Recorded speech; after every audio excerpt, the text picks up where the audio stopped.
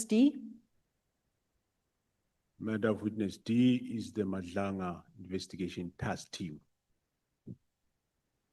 Of Okay. course, it does have elements of both, yes, but it's a different one.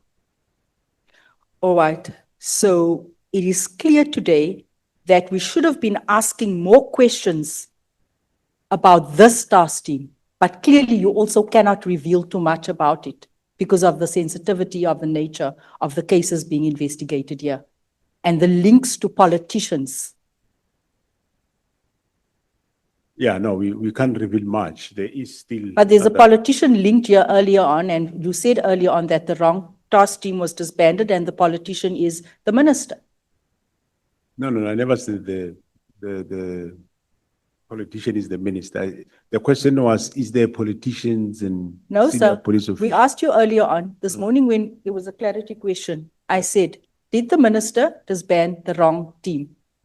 And you said yes. Oh, yes, yeah. Yes. Yes, no. So by virtue of you saying yes, the politicians involved in this is the minister. He's one of the people that's been earmarked in these investigations because of the links, because of the chats, because of the exchanges that has been presented. We Yeah, are no, connecting the dots here. So it Yeah. is the minister. Yeah, no, that is under investigation, yes. General praat net die waarheid.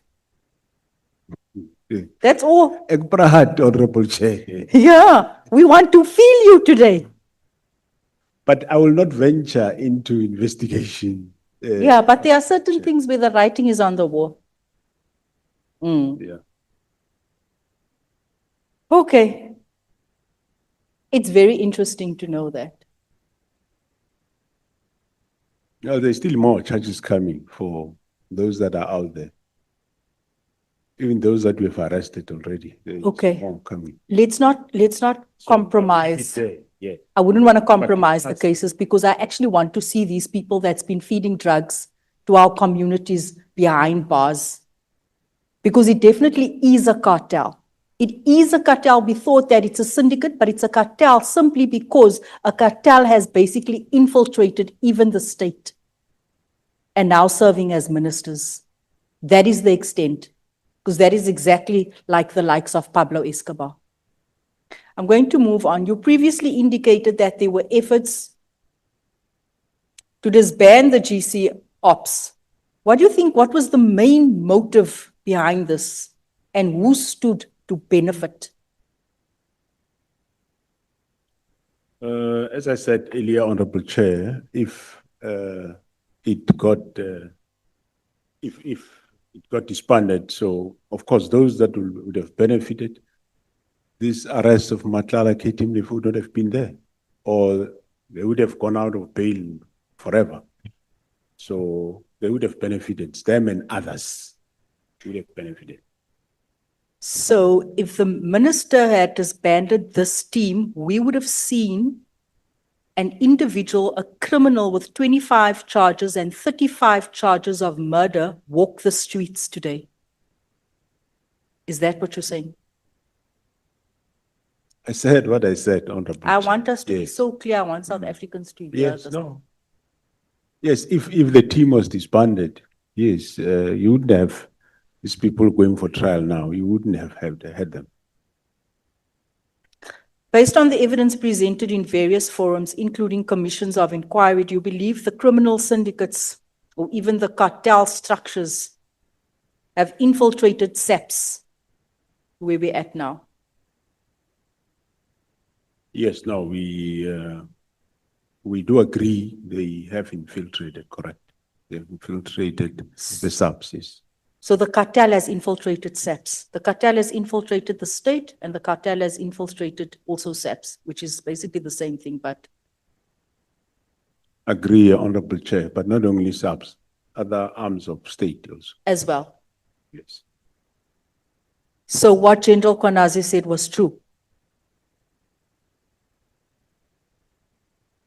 When you referenced the infiltration of the various departments. Yeah, no, I agree, Honorable Chair. I want to ask counterintelligence. Counterintelligence is meant to probe and investigate police officers based on if there's a threat or a risk associated to them. Am I correct? Within And, SAPS, they sort of investigate police. yeah, that's part of their mandate. Okay, so in all of this that has been happening for years now, where was counterintelligence in all of this? Waar slaap hulle? Where are they in all of this? We've never even heard of counterintelligence.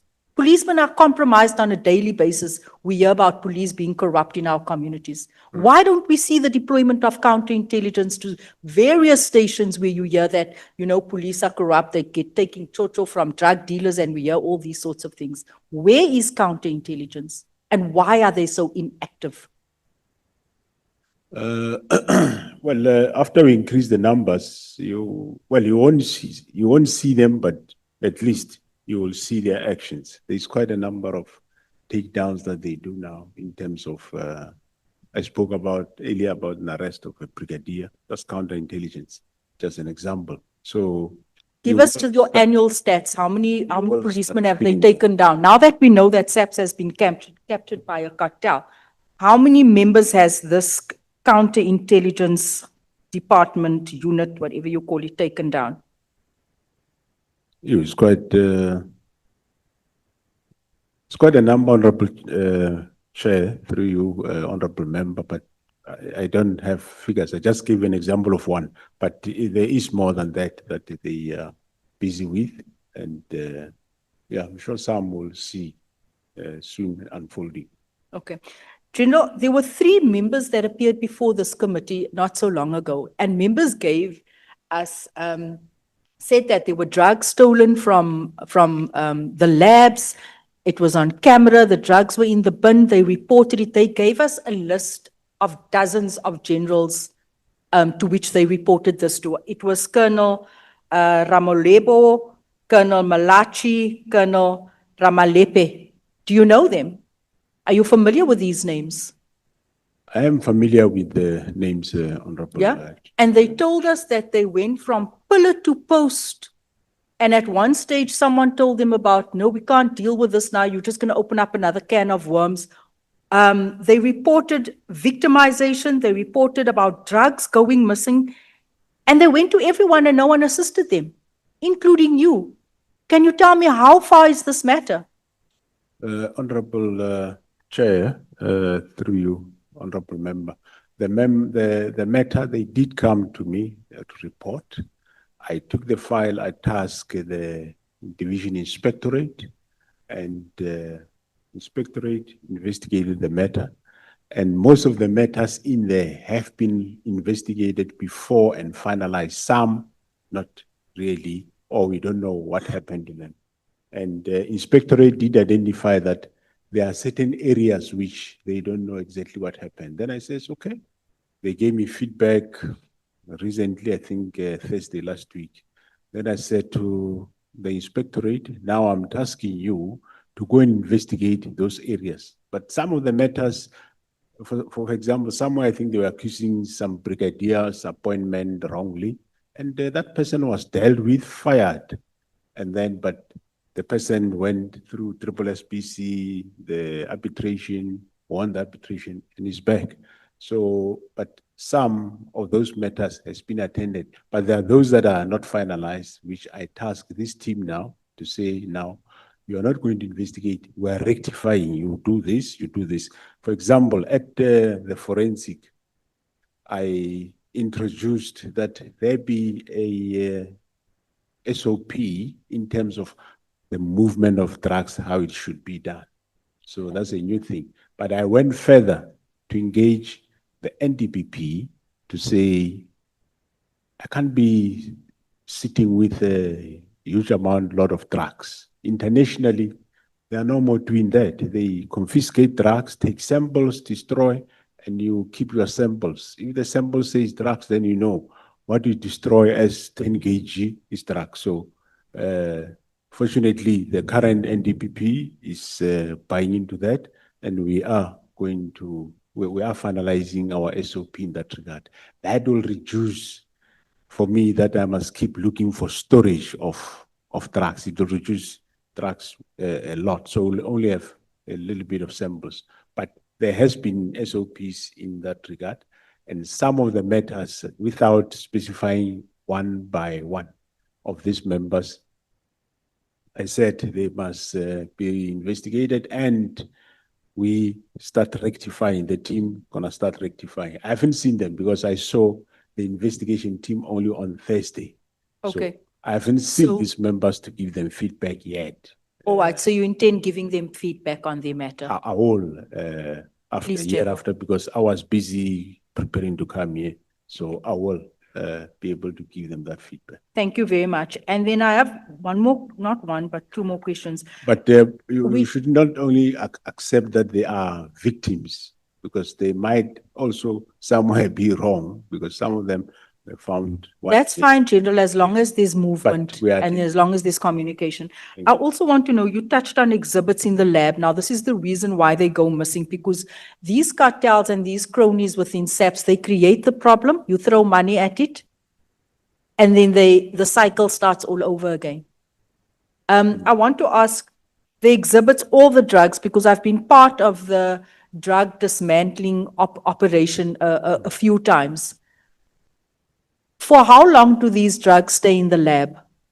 Let's say we have a big drug bust at Owartambo now and we confiscate millions worth of drugs. How long does it stay in your lab? What's the longest time drug exhibits has stayed in that lab? Well, where they stay in the storage, not necessarily in the lab, but they stay until the case is Which finalized. is how long? Give us an estimation of years. Well, it depends when the case finalized. Some cases take 5 years, 7 years, 8 years.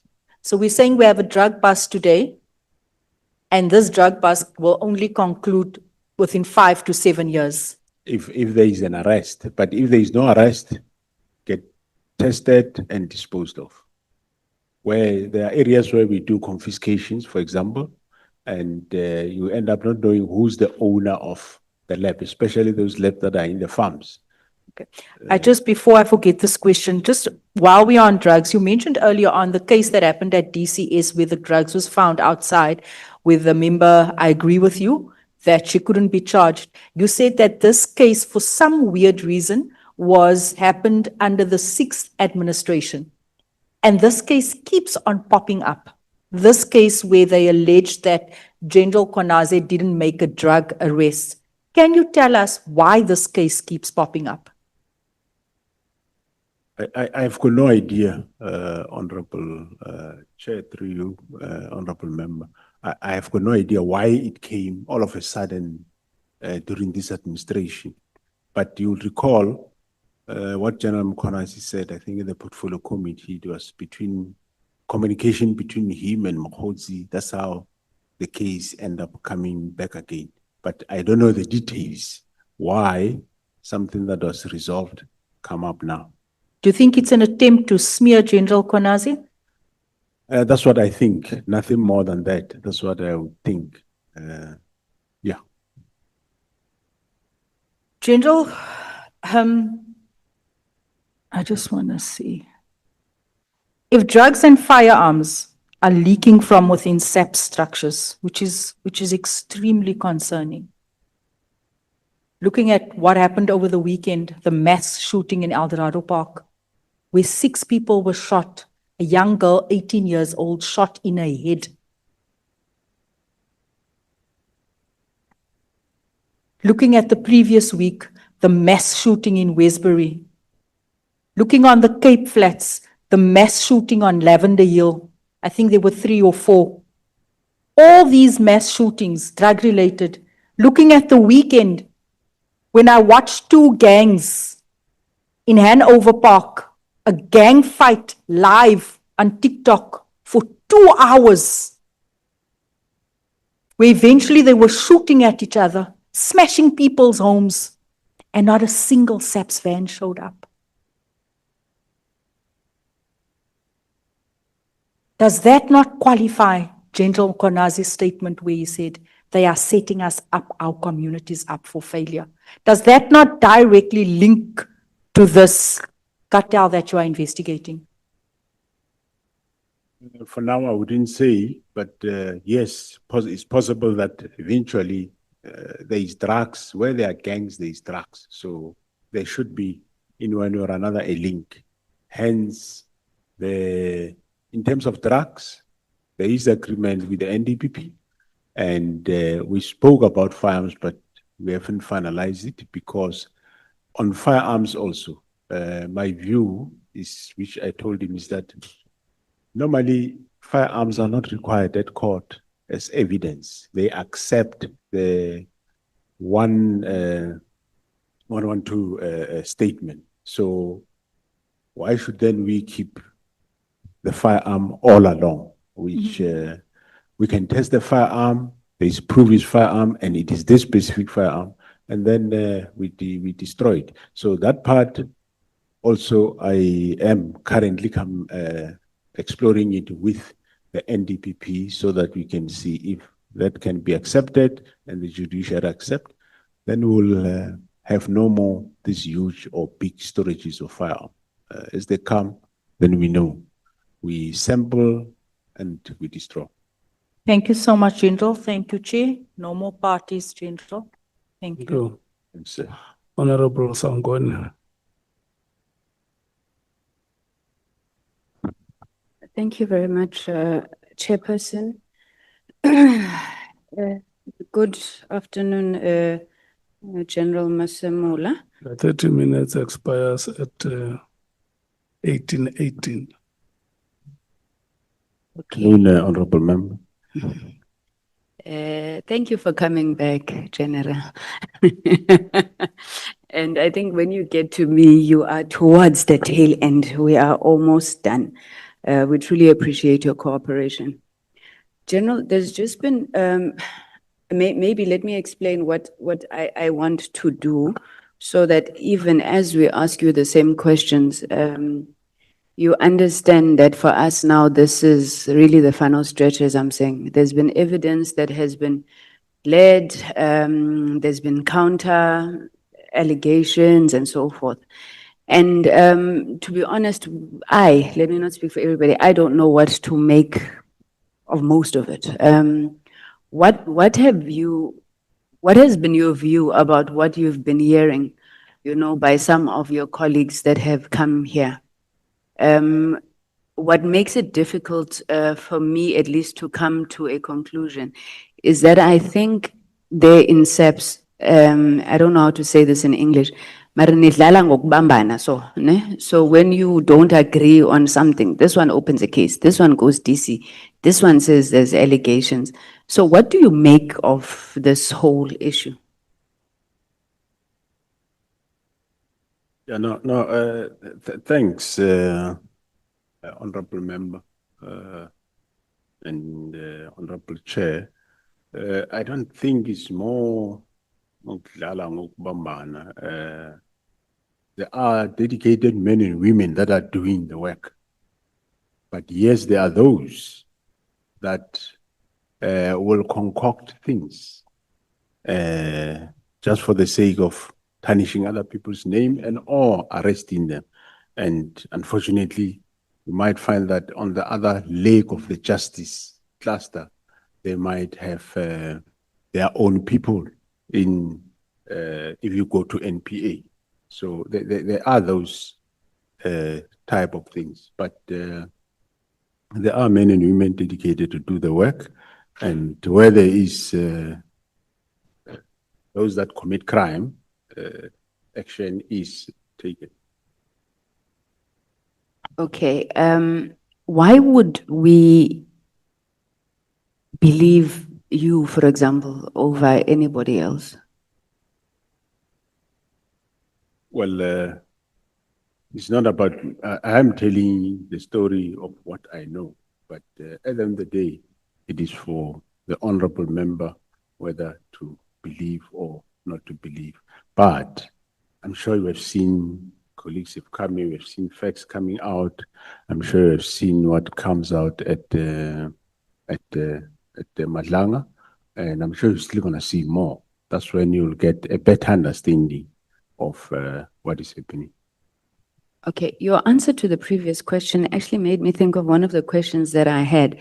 In the evidence that has been presented to us, there's obviously been allegations against SEPS itself, criminal intelligence, IPED, and IDEC. Now, as National Commissioner, what do you make of the relationship between these institutions, and what do you think needs to be done? Because even now, you were just saying, you know, some people then have access to a certain component of the justice system. What needs to happen here between SAPS, IPID, and IDEC so that they are not used in these battles between police officers? Yeah, I think one of the things that should maybe be looked at thoroughly is these agencies should look at how you employ, for example, because you sometimes find a poor performer, let's say in SAPS. I don't want to say useless person, a poor performer. That will leave SAPS, but then you find him in this other, what do you call, institutions. And you know the person's capability. And so, but when one is there, objective is just to do 1, 2, 3, whether there's any material, yes or no, but doing certain things. So, yeah, I think there needs to be some sort of, we employ police, IPID employ IPID people, IDEC employ IDEC people. Not employ SAPS from SAPS to IPID and to IDEC. Somewhere you're going to find a group disgruntled about sitting other group, and the fight will continue. But at the same time, where there is wrongdoing, especially people involved in this organized criminals, there has to be dealt with by both agencies. There has to be dealt with, not a matter of like what we just said now with the Honorable James of smear campaigns, those type of things. No, really deal with where there are problems, deal with it. Okay, thanks, General. Now, you said in your testimony, I think you were speaking to Honorable Nola, you said the PKTT could not be disbanded because the threat for which it was established was still there. What do you mean by this? Because Minister Mhunu testified that in the year before he sought to disband the PKTT, there was only one political killing. Maybe you could tell us that in this year, how many political killings have we had so that we can understand what you meant by the threat for which it was established is still there? Well, one of the political killings I would still remember is that is last year, March, is the one of Mandini, and there has been others thereafter. I can't really offhand recall, Honorable. Give us a ballpark number. But also remember there is cases that they are carrying, that they are investigating. No, I get that, General. I would assume, because where I was going is to then understand if these matters are ready to be enrolled or whatever, why the team needs to be there. I mean, we have listened, you know, throughout these proceedings, the numbers that, for example, you have Honorable James putting in terms of deaths in the Cape Flats, in terms of drug-related issues. So I'm trying to get to this PKTT, this threat that it's protecting, leave the ones that, because I'm sure most even when you were proposing winding down, you would wind down, but people who are running cases, investigations, those remain. So how big is this threat now as it sits based on the number of one in the previous year? And in this year, would it be, you've had more than 10 political killings? Yeah, I don't want to guess. I didn't do that. Unless at some point break, I check, but I don't want to. But bear in mind that there is over 50 traditional leaders cases where from KZN that the team is investigating. I think in 1 or 2 cases, they've made a breakthrough. There is still more than 48 to go that they must. Remember when these things happening, we just gave them extend that mandate to investigate traditional leaders, because in KZN they were killed in quite big numbers. So there is still a lot of work to do in there. Okay, and then the average case cycle time for the PKTT as opposed to ordinary detectives, would you be able to give me a sense?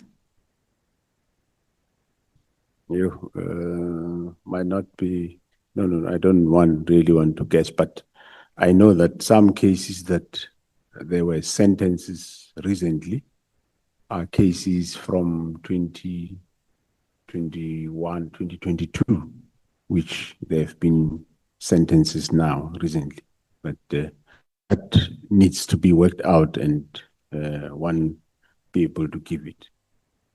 Okay, so is it your testimony that the PKTT has got shorter case cycle times than ordinary detectives? No, not shorter, honorable chair.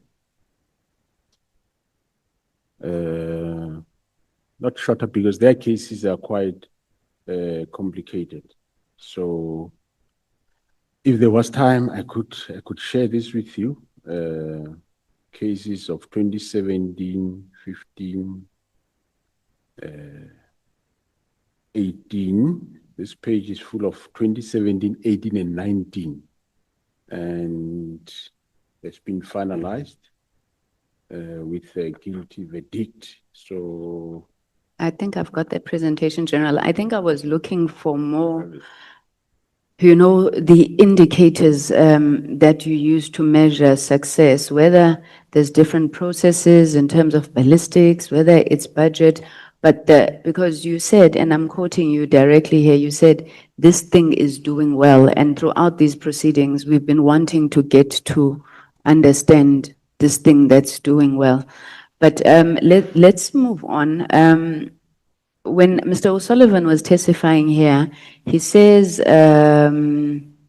that he received information that on the 3rd of July and the 4th of July at the Police College in Pretoria West, you and Lieutenant General Mkhwanazi were putting finishing touches on the presentation General Mkhwanazi would use on the 6th of July. Were you involved in the drafting of that media statement, General? I think it's the evidence that I gave already that the team came to brief me and I tasked them to work on the presentation for me, and they did work on it. But then you said General Mkhwanazi went further. Yeah. So you were not involved in the further. And what did you then do when you realized he went further than what he had briefed you on? Well, after he have done what he have done, so that was what under the breach, and it was in the public domain. So is it the same sort of attitude that you had when General Khumalo said 90% of Gauteng is corrupt? Like, was it like, oh, okay, it's water under the bridge?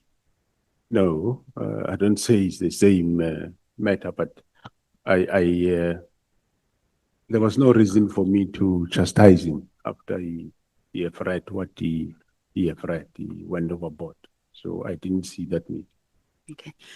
In the evidence that you've given here, General Masemola, you don't seem to support this notion that there's lots of corruption in the criminal intelligence secret service account, the so-called slush fund. Is that because you believe that all is well there? I mean, I know you spoke about an unqualified report, but in all this time, so everybody who alleges mismanagement, corruption in the slush fund, do you dispute that? I don't say all is well. No. What I'm saying is there is some elements of people there that would want to get their hands on the Secret Service account and do their nefarious things.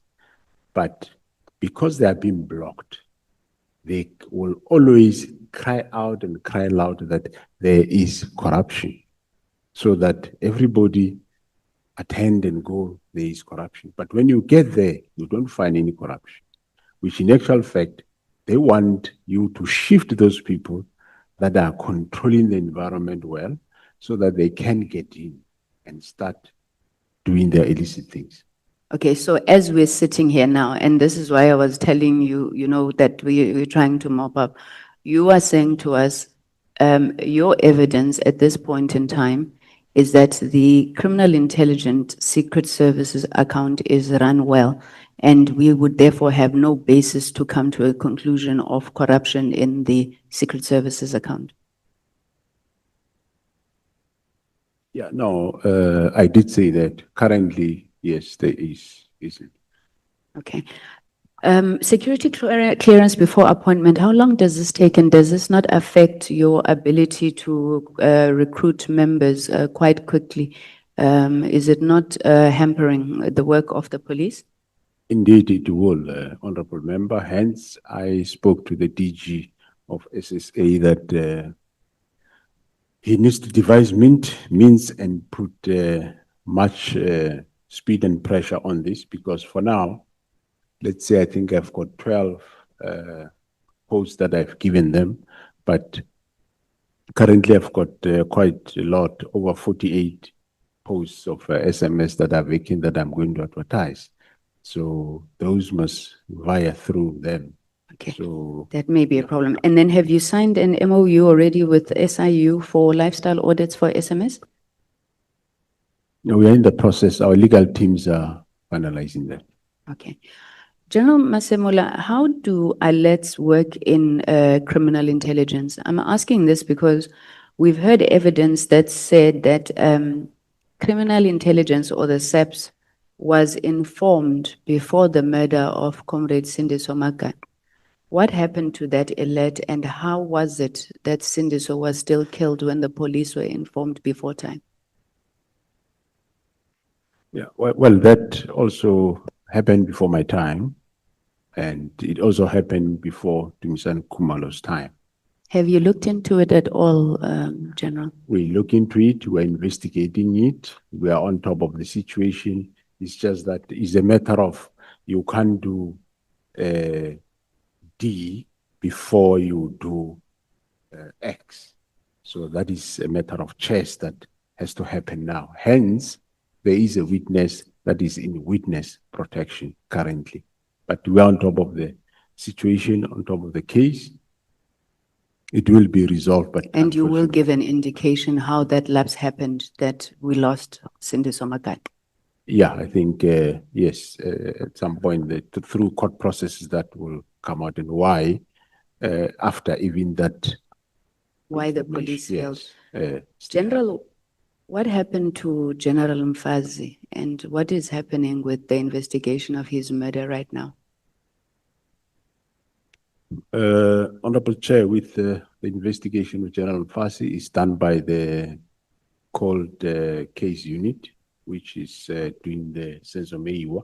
They are mostly busy with those two cases. They are progressing quite well. I regularly meet the team that the progress seems to be quite not going, but they say the investigation is quite complex. I am sitting on top of them. Actually, I said they must tell me if they want extra hands so that we can push that investigation. Okay, his family and former officer who served with him, they are saying that they have got no communication. They don't know if the police are still looking into this.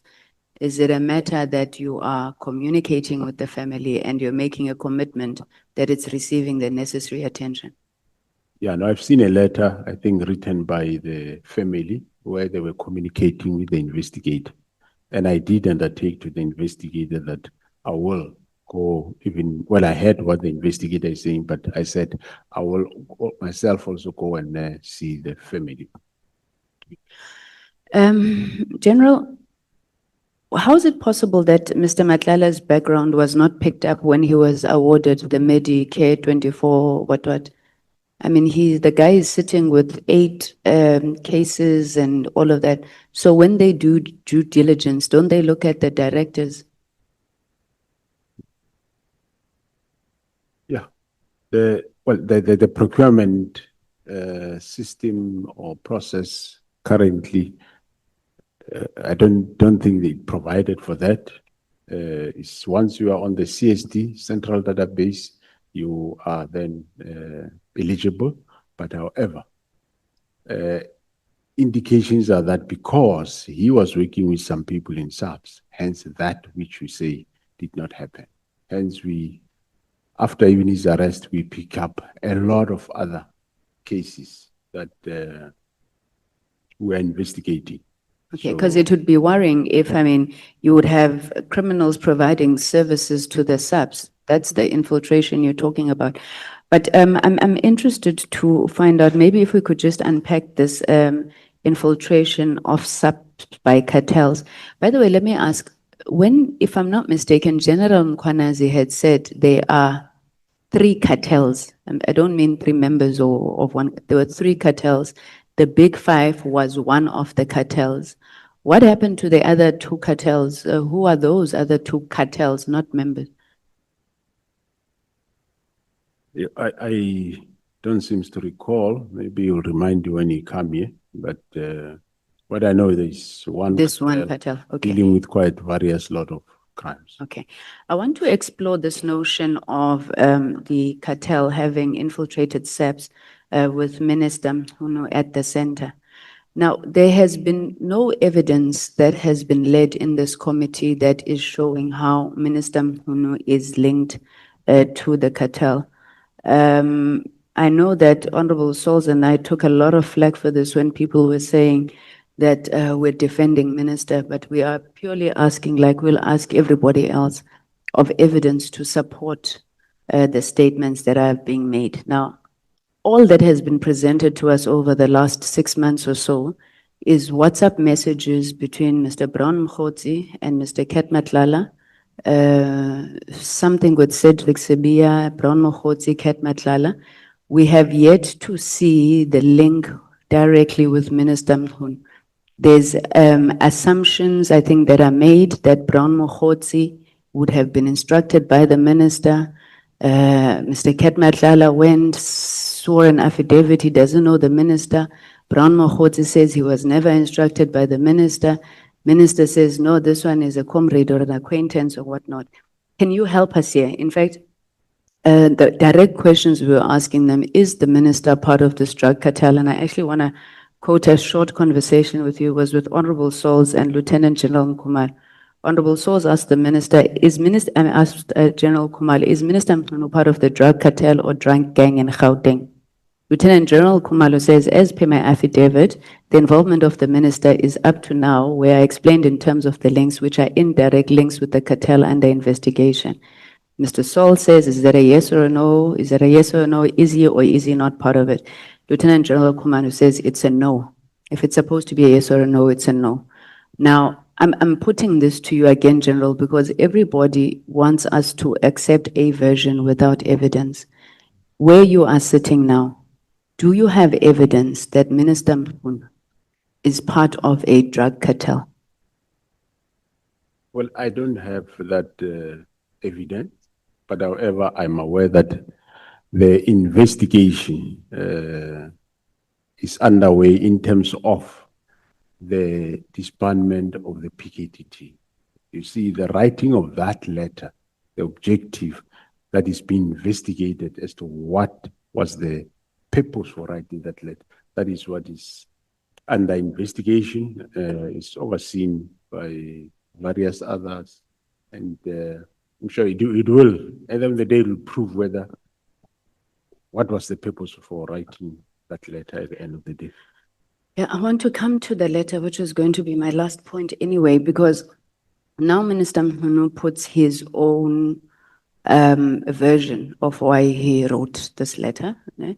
And I want to start with your evidence that you led before this committee. It was on page, I'm trying to think. It was in your statement where you said, it was, oh, jeez, I can't see anymore.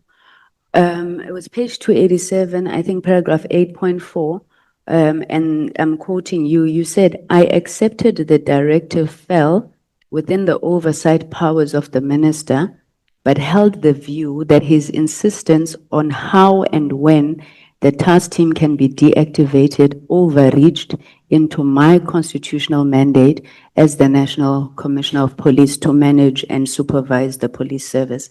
Is that still your evidence, General? It's still, it won't change. It's still my evidence, honorable member. But what I am saying is the main objective.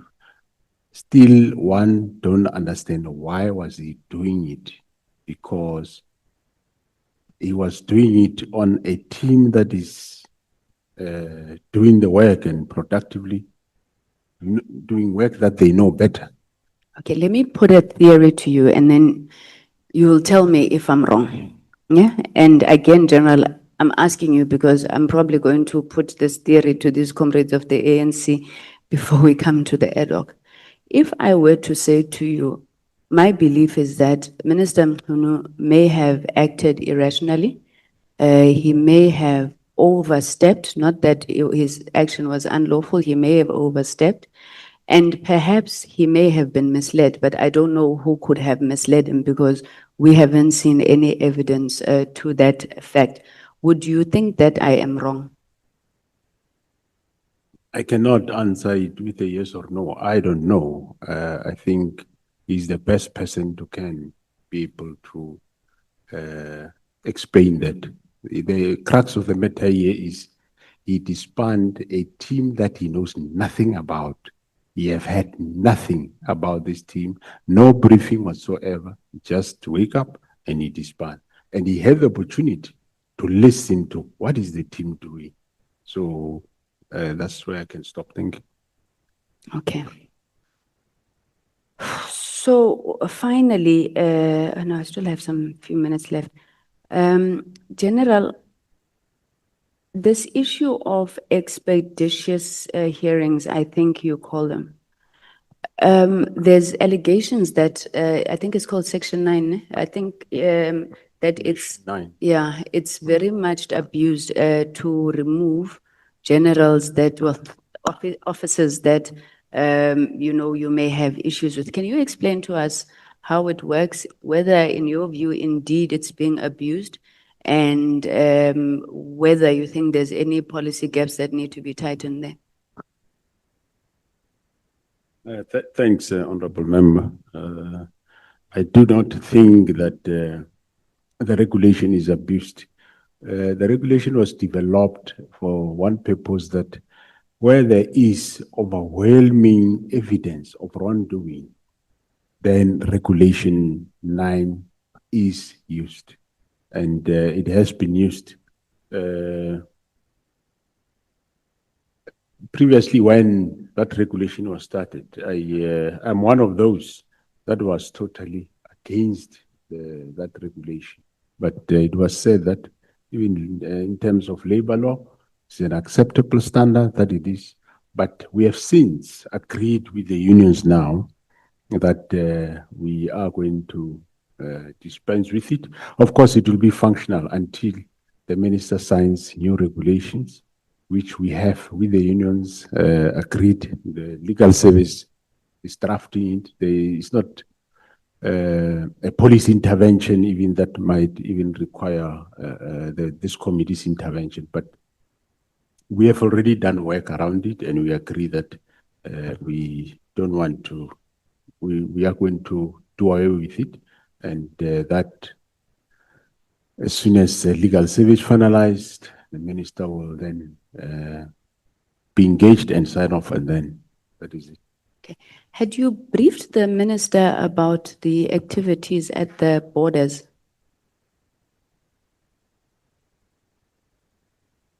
Activities at the borders. Yeah, in the directive, he gave 3 directives, right? In the letter, it was the moratorium on vacancies, and then the issue about the border management authority. I'm trying to think but had you briefed him on those 2 items?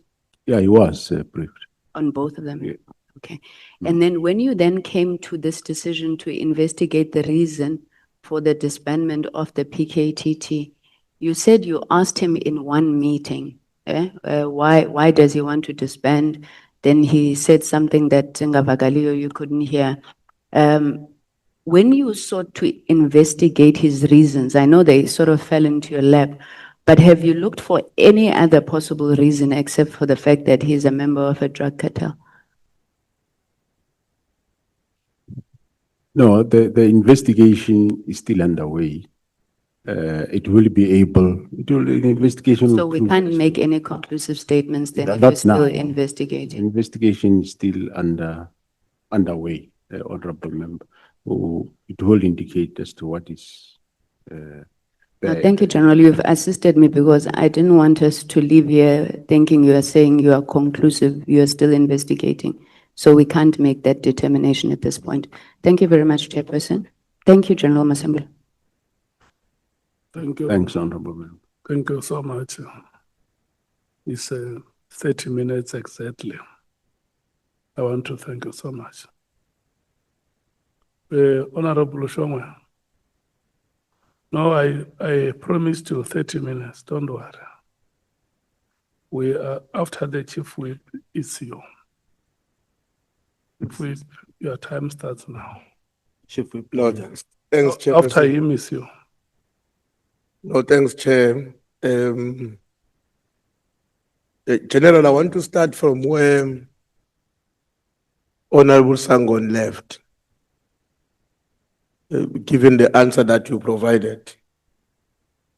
In terms of our records or the information at our disposal, is that when we do an assessment of the statement or the affidavit you deposited in court on the matter relating to Lieutenant General Sbiya and your assertion before the ad hoc committee, there is a bit of a contradiction there.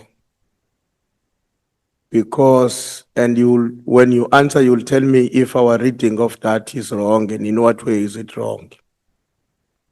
Because it seems to me that exactly on the paragraph that she was quoting, you had accepted that the minister's directive was within his authority, but on the court papers, on the Sbiya matter. But the problem that you were concerned about is his desire or a determination to also decide the pace with the usage of the word immediately. But when we interacted with you as an ad hoc committee, I got an impression that you were fundamentally opposed to the directive and seeing it as not being lawful, which I'm saying appeared to me at least to signal a particular contradiction in terms of your position on this matter. May you please comment on that? Thanks, Honorable Chair and members. What I said is that if, let's say for argument's sake, I don't know the exact words that you are quoting me. If, let's say, indeed he have authority to do it, the manner in which it was done, I feel it was wrong. But at the same time, I still maintain that my view, I think he went beyond his mandate of in terms of the constitution of developing national policy and giving directions. But at the end of the day, it's for the committee to adjudicate as to which area how far can the minister go and not. Because I might understand the law differently or whatever. But I do acknowledge that, yes, you would recall that I developed a plan of winding down, meaning I said the minister was not asking me to disband, he was directing me to disband. So I accept, I disband, but I was saying not your way of immediately, but let's rather do it in this fashion. I don't see much, but there is a contradiction there, Honorable Member. I'm saying that because you see the way you have been when you were engaging with us when you came before the committee, and I think even now, you are very categorical in your own words that the minister was wrong. Very categorical. You are very forward about that, forthright. But I'm saying that does not come out exactly the same way on the affidavit that was deposited in court on your behalf and by yourself on the matter relating to Lieutenant General Spear. That's the point I was raising. Okay. That you are not as categorical on that affidavit as you were and are still before the ad hoc committee that you think this was a wrong decision. Because before the ad hoc committee, your contention was that the authority did not lie with the minister to take such a decision. That's the impression I got, and you tell me if I'm wrong. But in the affidavit, the wording suggests, the way it has been crafted, is that, well, never mind the decision and the authority, never mind the authority to decide the way the minister decided. My main concern relates to him regulating the implementation, which you believe fall exclusively within your own domain as the National Commission. Thanks, Honorable Chair. Yeah, well, I can't remember the exact words, but what I said is, let's say for argument's sake, he have the powers that he was doing it.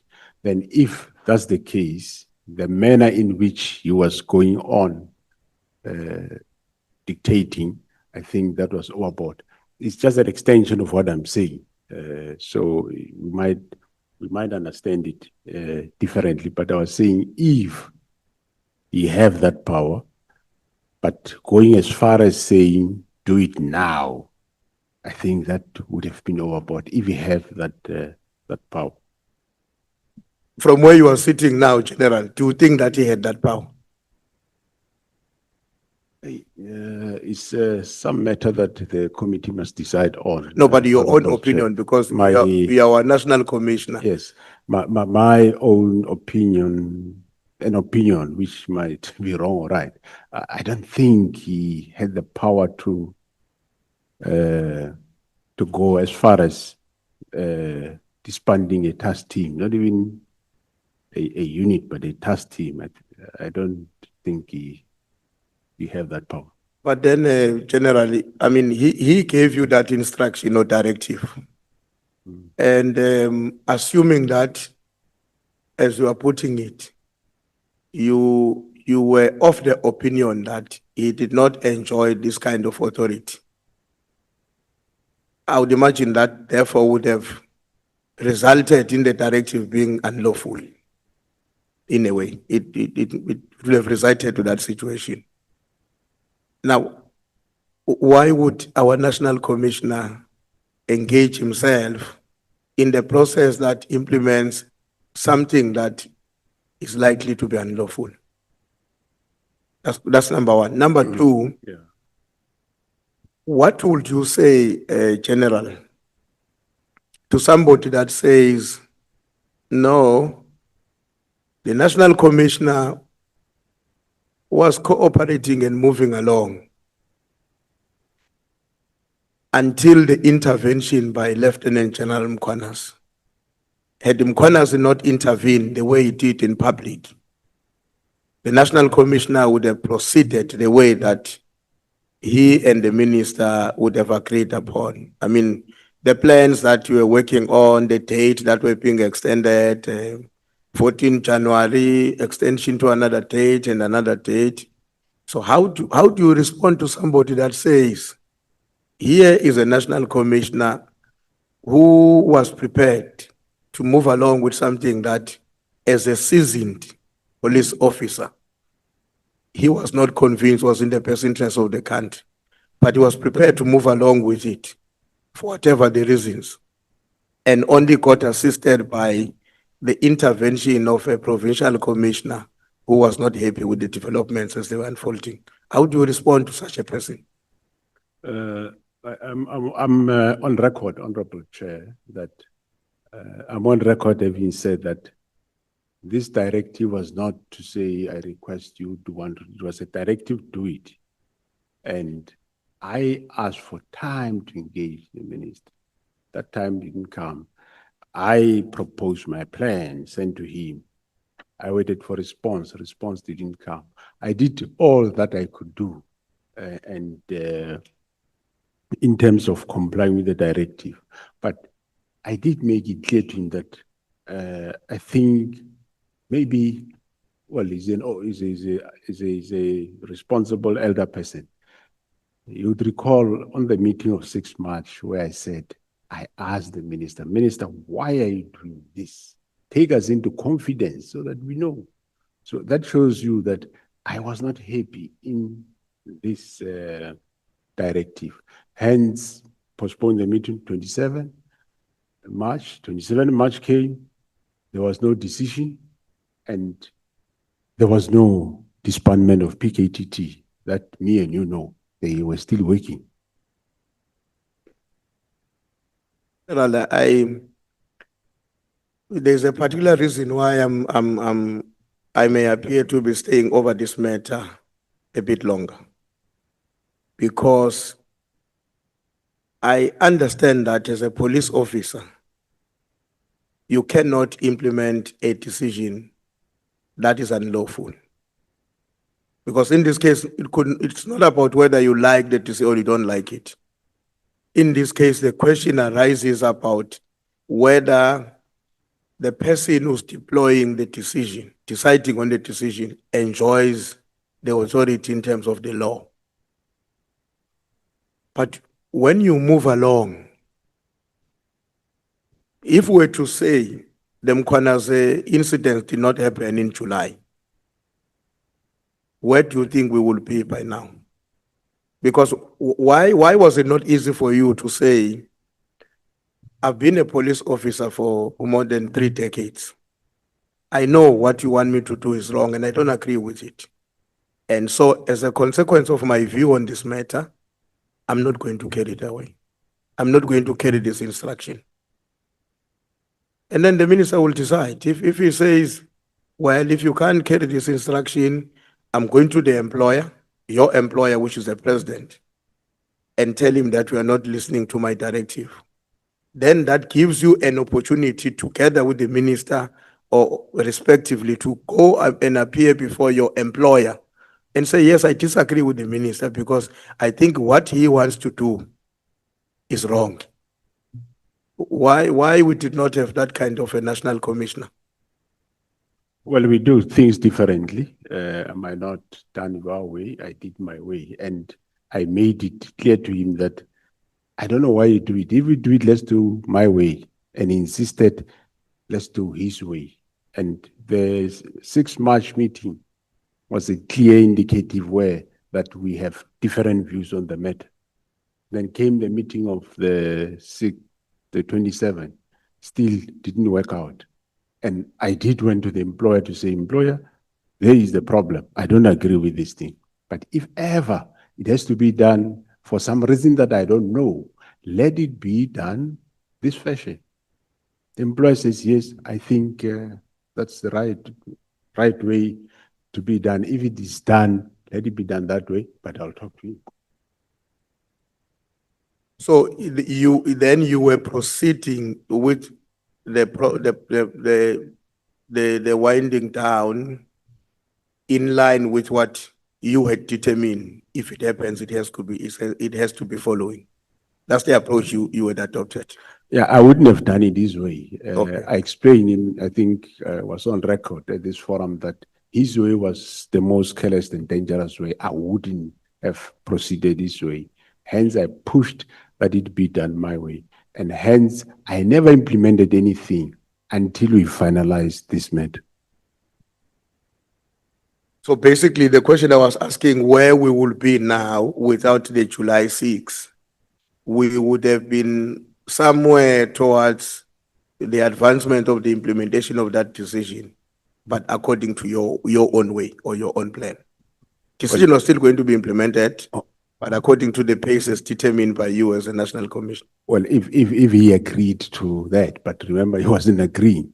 the March 27 meeting was the last straw where he said, no, this thing must come to an end and whatever. So, but even after that meeting, the decision was never implemented. So we'll still have behaving PKDT as we have it now. Okay. Or maybe we wouldn't have behaving me in front of you. That's also an option. Yeah, yeah, no, thanks, General. I think I wanted to hear that part, that it's either was going to be you remain with the PKTT or you are without General Masemola as a national commissioner. Because my main worry was that I wouldn't want to see a situation where our top cop will be made to do something that, given his own experience and knowledge and conviction, he or she knows it should not be done. But we still move along and get it done on the basis that it was an instruction from the political principal in the context of a minister of police. That is the issue that doesn't sit well with me, because then if we were to be faced with that reality in the future, it means that we will never have a national commissioner that stand firmly on the side of the law and the constitution, even if that places his or her own employment at risk. So that is the issue that I wanted to raise. The other issue I just wanted to check, General Masemola, and maybe somebody might have raised this question. You will tell me if you've dealt with it in a different way. You know, we have had many people appearing before us. Two of them, General Vuma and Hlungwane, who were making very, very, very concerning statement about what they believe is some kind of a weaponization of the law enforcement agents, and with your name also somehow being implicated. What's your comment on that? Well, I don't even know that Hlungwane. I just heard about him, saying a lot of stories about me. I don't even know about him. But Honorable Chair and members, I think I'm on record since the morning and last time. Hlungwane, the little I know is that when I took over and Kumalo went to see, I don't think he was there ever. He was not there. So I don't know what is his gripe, but I know that he has been litigating subs for quite a lot, and at some point either he didn't come to work. I don't know. I don't know the details of his departmental case exactly, but I know that he was dismissed from the service. And there is nothing that I didn't take money at crime intelligence. And even on Vuma's side, I think I explained the whole thing since the morning. All areas where he said, yeah, I hate him, I fight him for that. I just didn't wake up and find there is processes that I had to implement. And I followed those, and I don't know what else would have done.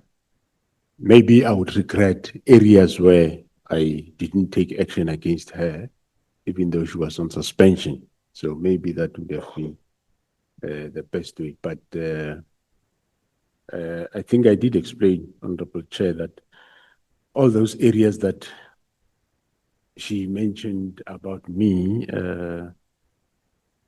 I neither here nor there. No, thanks, General. My last question, General, I'm going to suggest something that may not be easy to do, but I mean, as a person of your own standing in society, it should not be impossible to imagine. I want you to imagine where a possibility of you as General Masemola,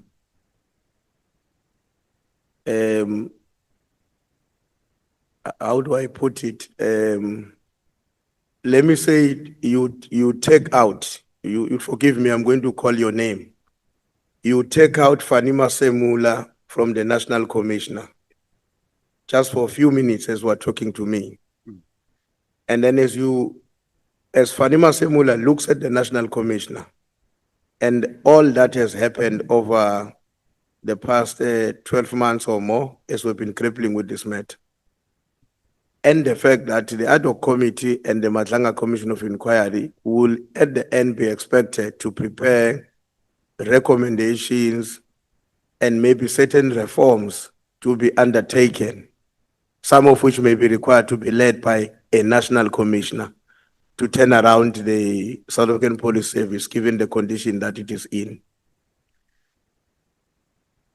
Would you feel comfortable as that Fannie Masemola to this national commissioner and the step that he has gone through over the past 12 months, that he can still be a trusted custodian to shoulder the reforms and do so with legitimacy in the eyes of the institution called the South African Police Service?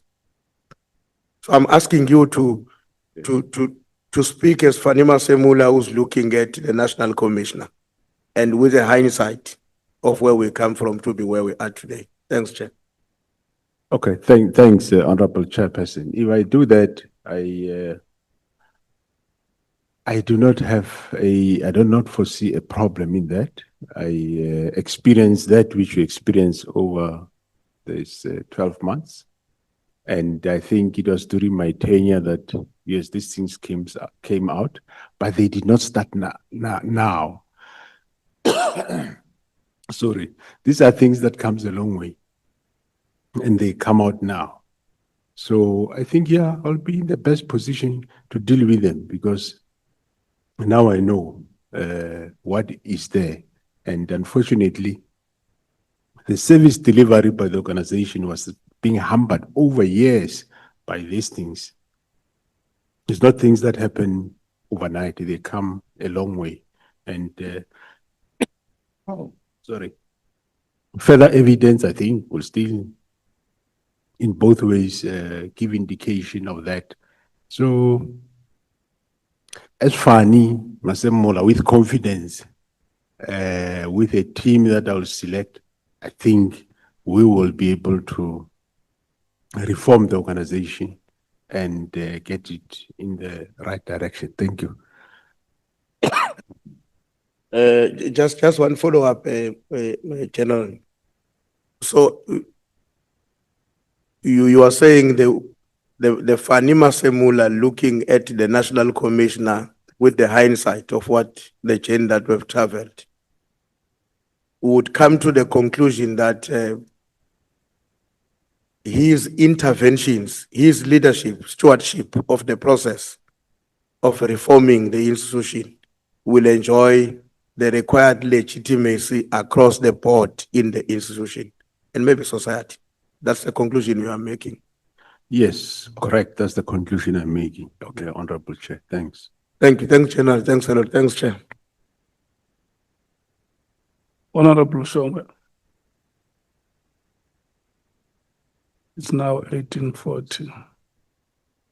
Your time expires at 1910. Sawubona General. Mhlonishwa, Honorable Member. Ngiyaphila kodwa. Siyazama. Bona nje. Asibonga Mhlonishwa. No. Kunomuntu lapha ku TikTok General ugama lakhe u10111 Sean. Uthi his deputy has a plot, house and renting an armored vehicle for 60,000 a month. I take it to Kulmango General Sibiya, is that so? I will take it that that's what he's referring to. Is it fact though that General Sibiya has a plot and is driving an armored vehicle? Is renting an armored vehicle?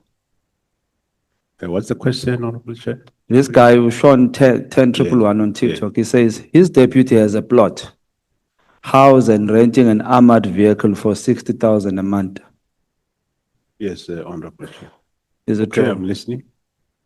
Yes, there were reports, remember, some point that he's renting, yes, an armored vehicle from somebody.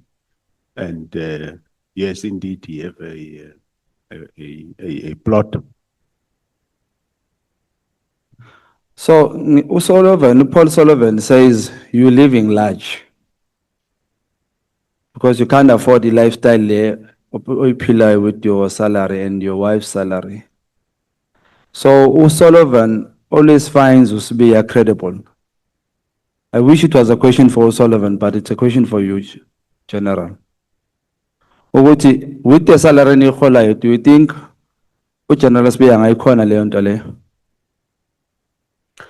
Well, I don't think so because I don't have a plot myself. I would love to have one, but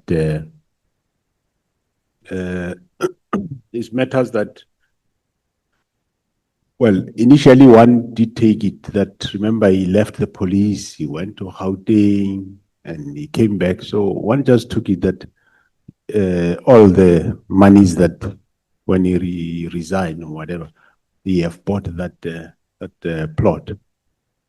But hence now, when I'm Flonisho, we're doing this lifestyle audit by me, and it can clearly be seen who's living large beyond the means, and everybody can explain his wealth. Now me, I can explain mine. I'm ready. My banks, you just go there. They will show you how I paid whatever property all the way to now. So I think it will be fair that way. Thank you. Thank you, Chair. You know, Chair, General, I was watching Facebook now, not so long. Actually changed my mood, even my questions. I know what I'll be doing now will put me in harm and in danger. I fear for my life. And I would like to say it on record, ukuthi, I think it's time we change the SAPS. And I would like to say, kuwe qinisela ndoda siyaphambili nawe. So change SAPS. And why am I saying that? I question Usbiya indlela ephila ngayo negebengu atholakala nazo. There's photos over social media with igebengu eyiningi, including the guy alleged to be a sniper, esibulele witness D. Last week I touched on a matter, asking Paul Sullivan questions when I was here. And that prompted something engimangazile. Now, this is what triggers my mind. Ukuthi yesterday, udutshulwe taxi owner nomfazi wakhe at Delft last night. Sometime in this week, a young boy shoots 2 people for nothing and kills them. And that happens in Cape Town, where soldiers are deployed. But nothing has happened to change the life of abantu base Cape Town. Disregard the race. You check into that, that tells you what we still need SAPS, not SANDF. We need SAPS. But what causes that is there's these tags that we have in the SAPS. It's this unvetted leaders with SAPS. Eswasabayo, esazi ukuthi azosibulala. When I ask Paul Sullivan, why didn't you investigate uMandla with a plot of 7 million? Azange ngiphendula. Why did you opt for General Pashan, who has a slip for his sound system, a proof of payment for his sound system, but you leave General Khan outside? Guess what happened? I got a call to come to Durban. Somebody wanted to see me. Those people went into the office to make an appointment to see me. I flew to Durban. And when I got there, General, kufika amadoda amabili who are having a factory of cigarette in Maritzburg. You may know them. They take me to a security company, security office. Actually, they invite me to that office. Is it Morningside? Not far from Cubana. When I entered, they spoke to me and said to me, Shongwe, what is wrong? What did we do to you? Ufuna. My response, what are you talking about? That house has cameras outside and inside, General. As we are speaking, obviously, make promises. We'll look after you. Don't do this. And why? Speak to this guy. There's somebody who wants to speak to you. Who is that? There's somebody who wants to speak to you. Who is that? No, look at the phone. They're forcing me to take the call. They make a video call. On the video call is a person I don't know. It's my first time seeing that person, but I'm told this is General Khan. Now, my question is, the guy speaks until his eyes were red when he was speaking, as emotional as I am right now. He says, "You're suffocating me. Come see me Thursday in Joburg or Friday in Sandton. Let's talk. What's wrong?" Yes, on record, I don't see there's nothing wrong in that because that's how we politicians get information. But what worries me is what these two families says to me.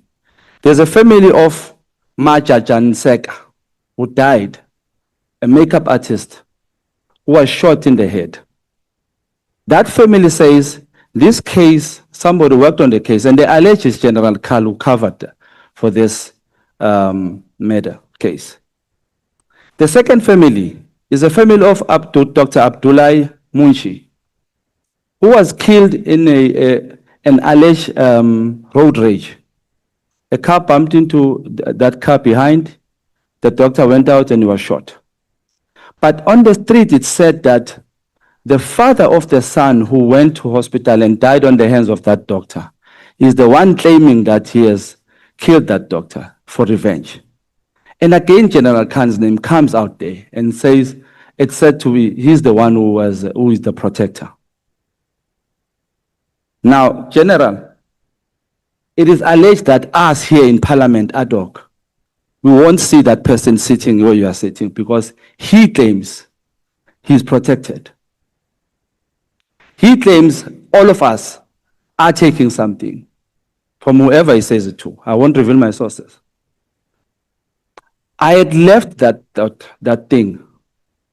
But when I was in that house, that prompted me if this General Khan, if he is as true as he says he is, why is he not applying to come here and clarify his name? But instead he opts to call me and invite me into their office. Why?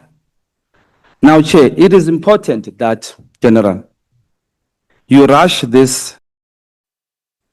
Now, Chair, it is important that, General, you rush this. What do you call it, James? Is it vetting, this process? Lifestyle audit. Lifestyle audit, Honorable Chair. This is what I want to know. General Khan lo ekuthiwa nama-business nama-10 namalokhunja nama-franchises wayithathaphi imali? But question to you is, who is General Khan currently and what is he serving as? Thanks, Honorable Chair. He's a Major General serving at Crime Intelligence. I think Security Intelligence, I might. How did he join SAPS? Correction. I don't have that offhand. The allegation that he was an agent before he joined, is it true? Can't vouch for that. It might be, but I rather opt to go and investigate and then I'll write to the chair, Honorable Chair. The issue that he helped in the issue of 300 million drugs, what happened, Lab?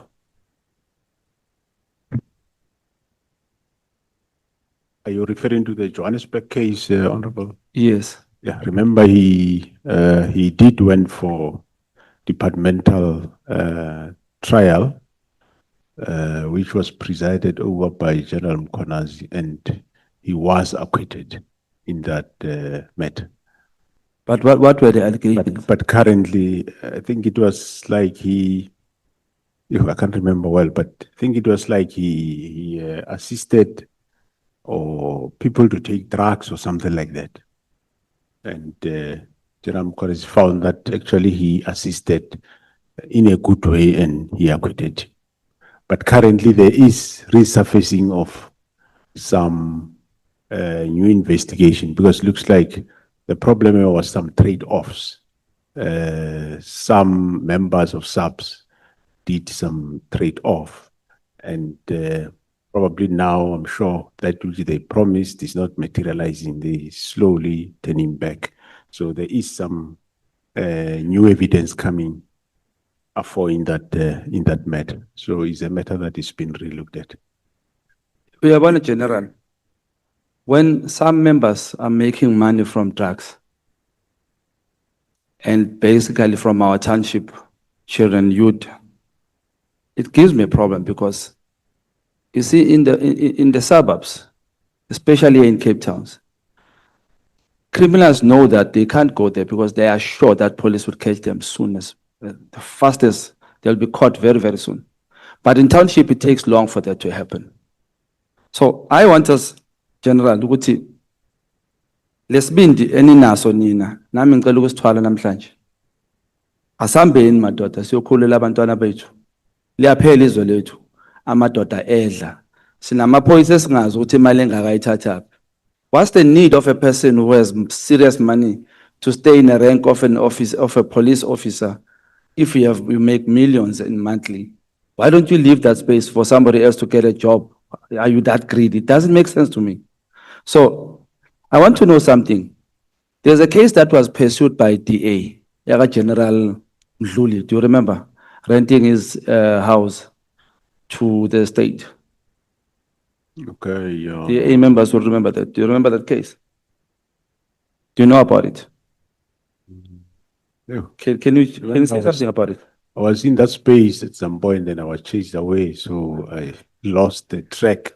But I will be able to follow it up. Yeah, but Willis Katleso, it was alleged that he rented his own house to the state.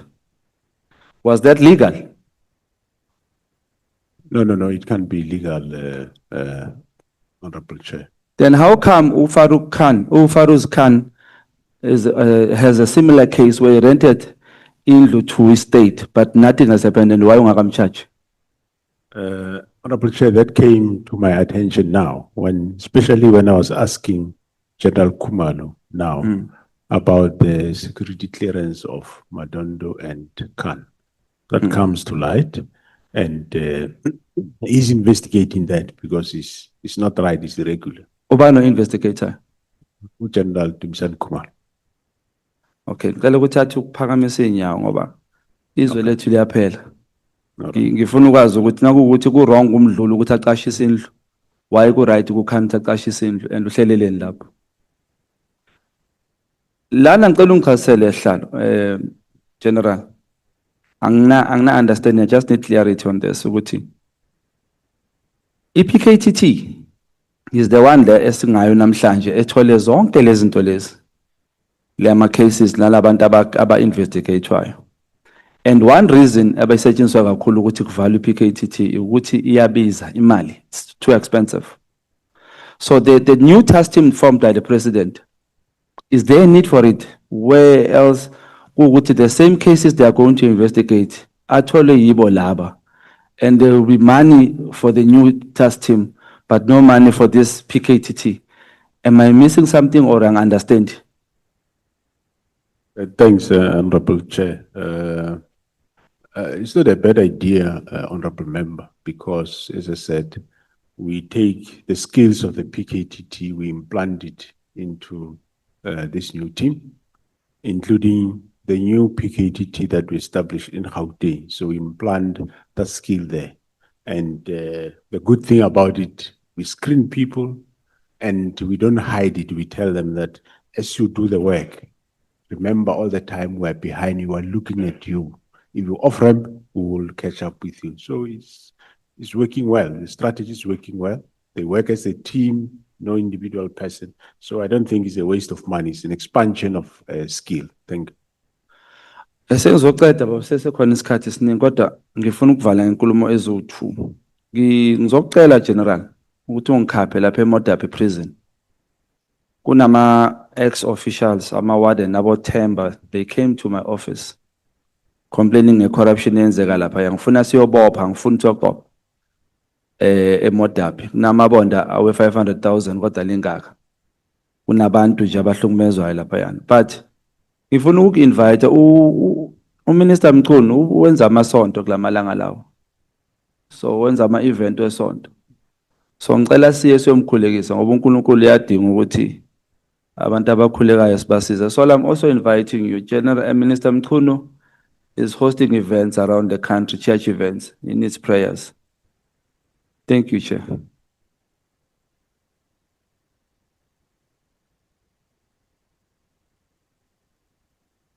So the Chair, I'm used to 15 minutes.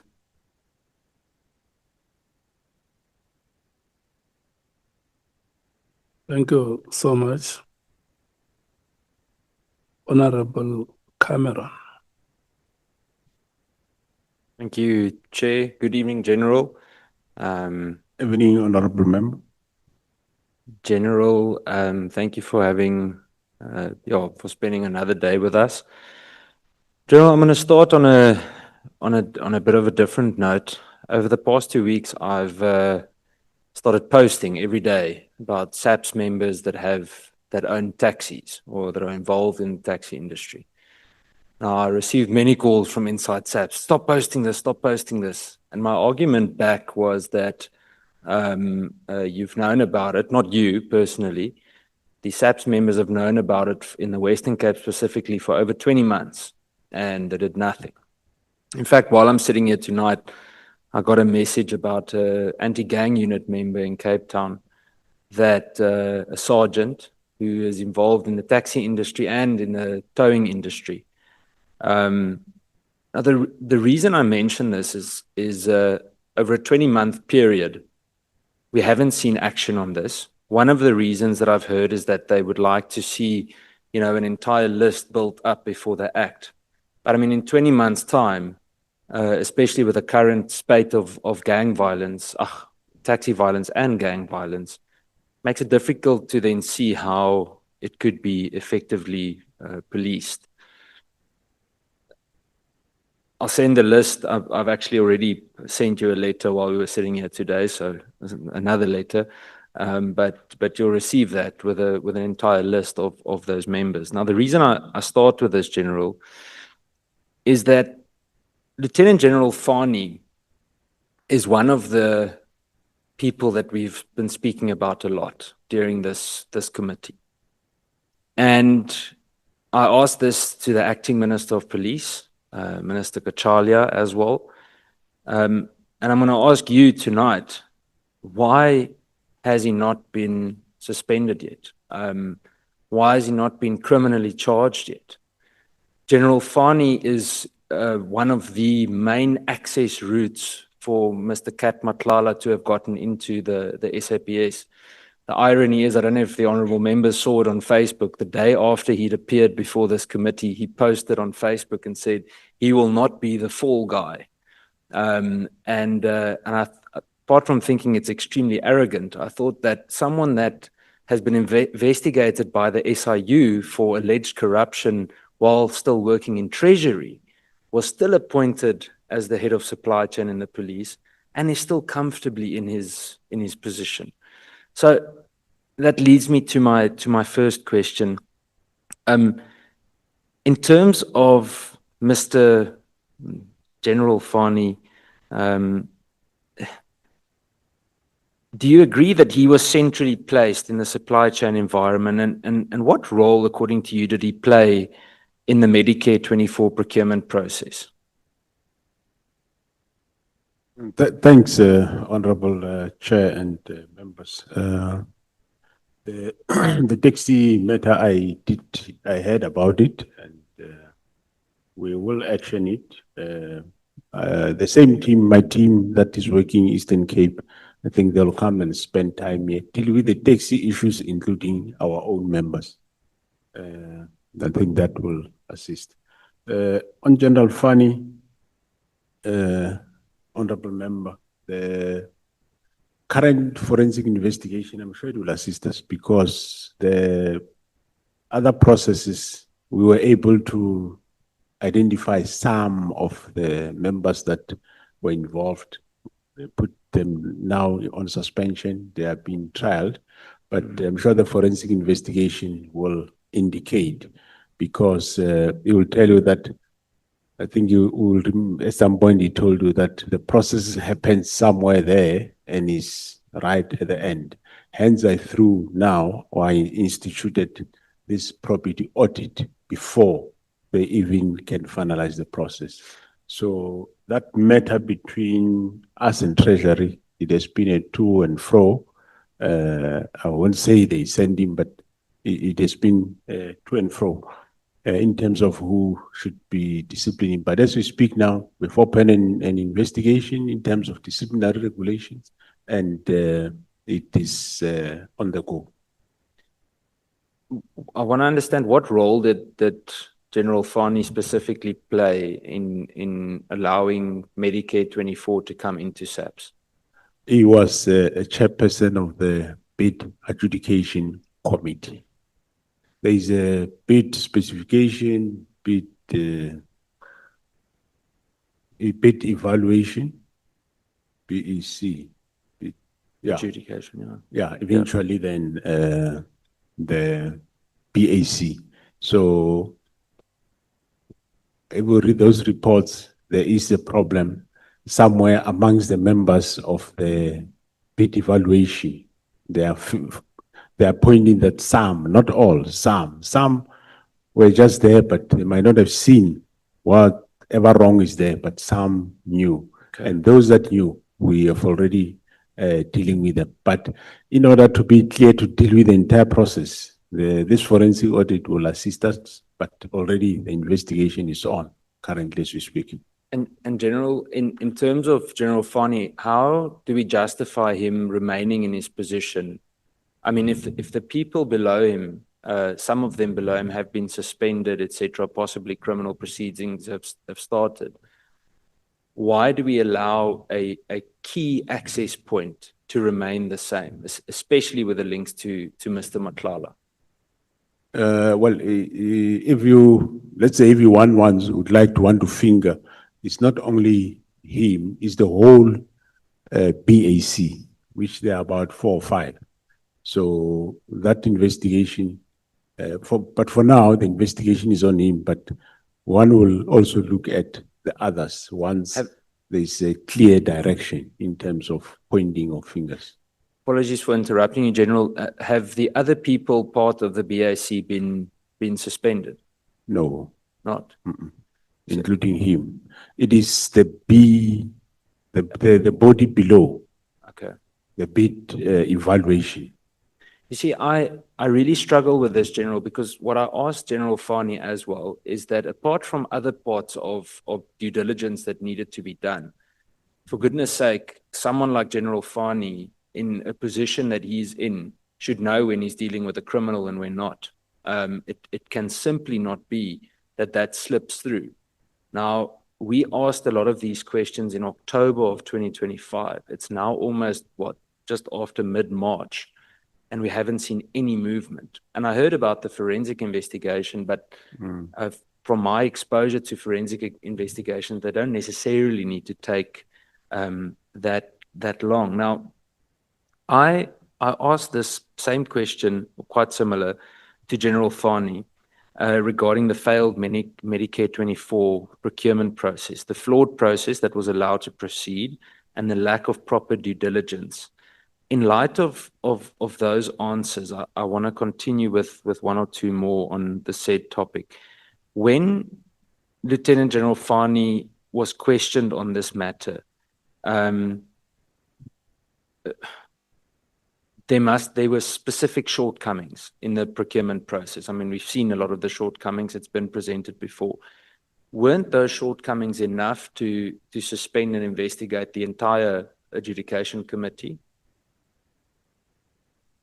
Yeah, currently, Honorable Chair, there is this problem that most of the work is done at the evaluation committee, and what is done on the upper level, based on what advice of my risk officer, is that you might suspend and you might end up reinstating, but the best rather, let's see who played which role, which will be now the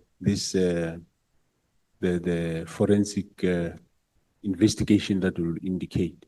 So instead of one rushing, rather, I think they just say they have a month left, then one will take it from there.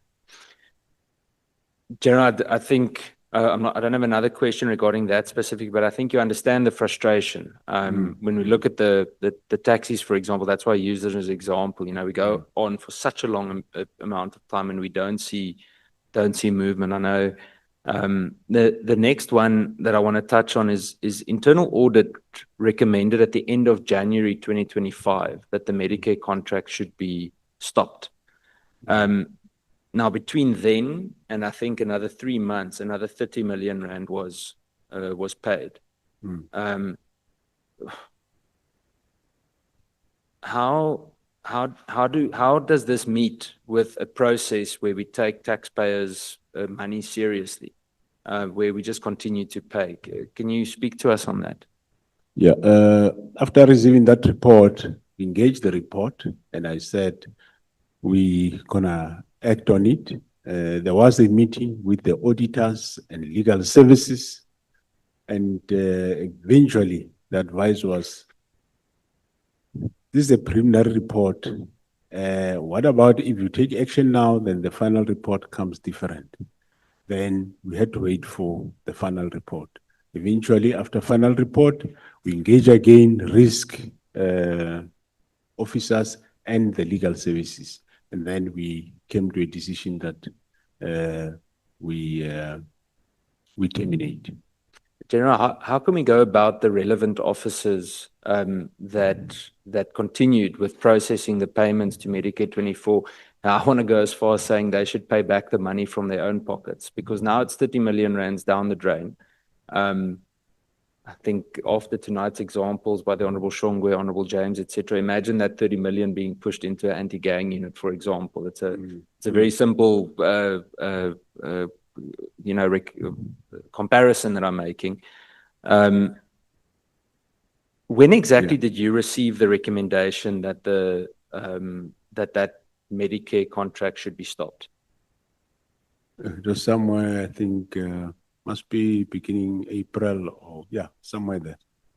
Now, who else in senior management was informed that the Medicare 24 contract should be halted?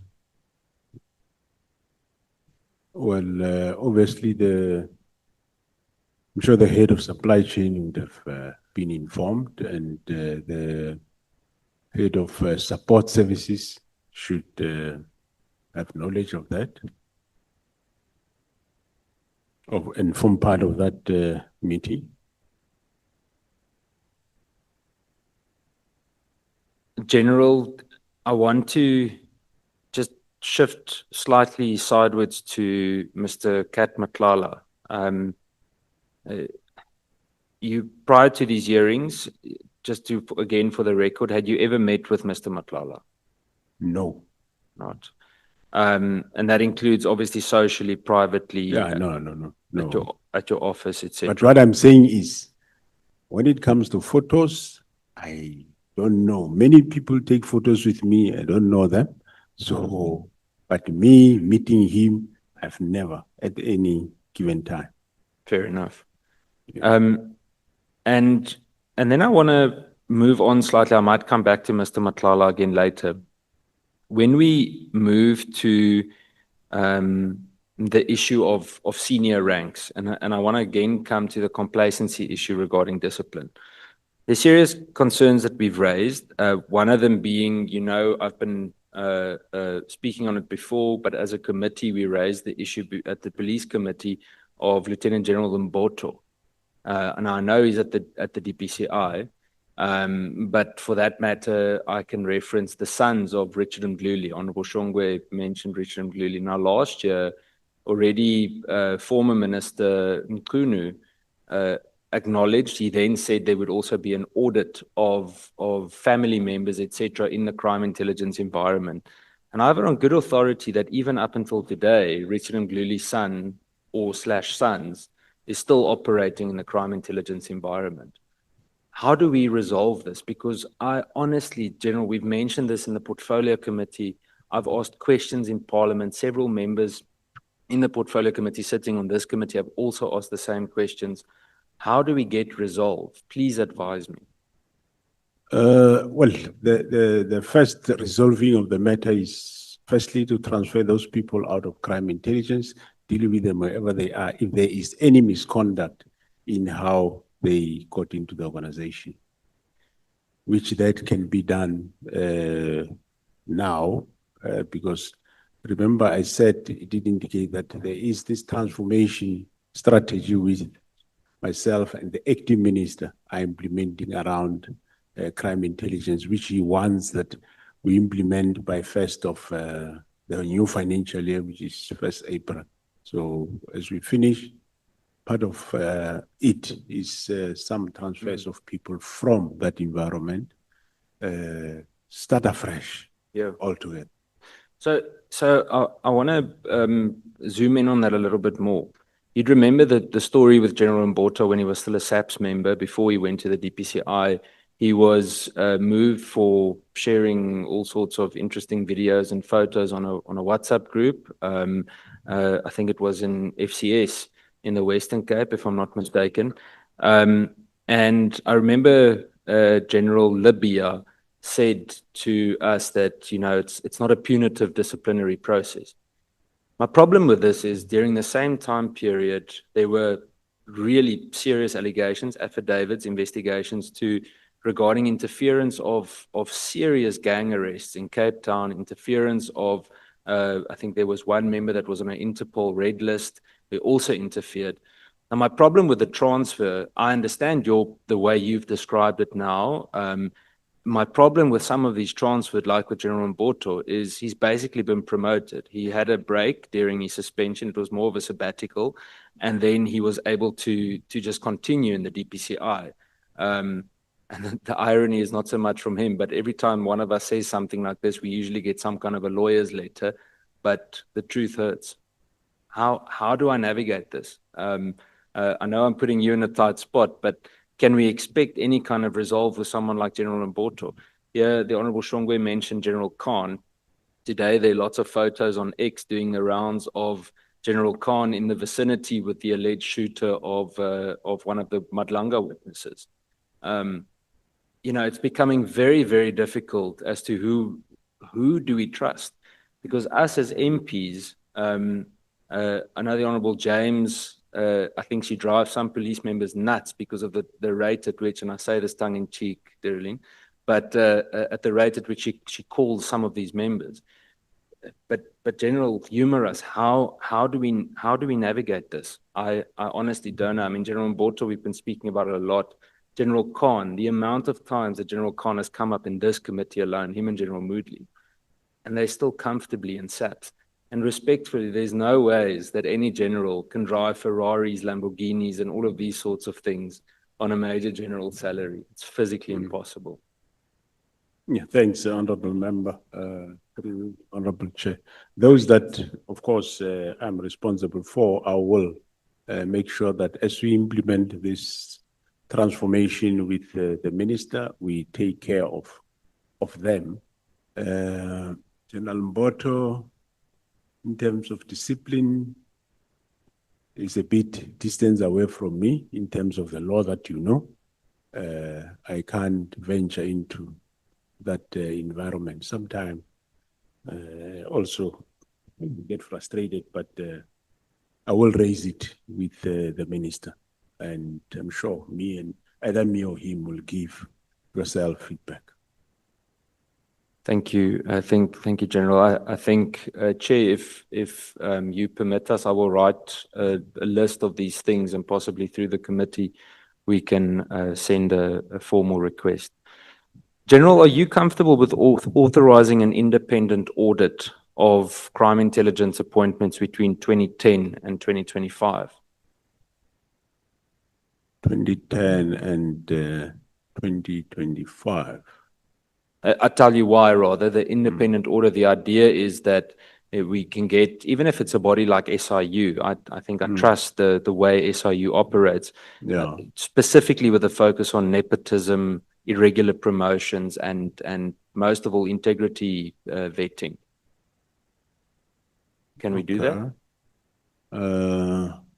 Okay, with those. Yeah, no, I'll check with my legal, I'm sure. It's something that I will come back to you. Okay, I'll add that. General, in terms of the I'm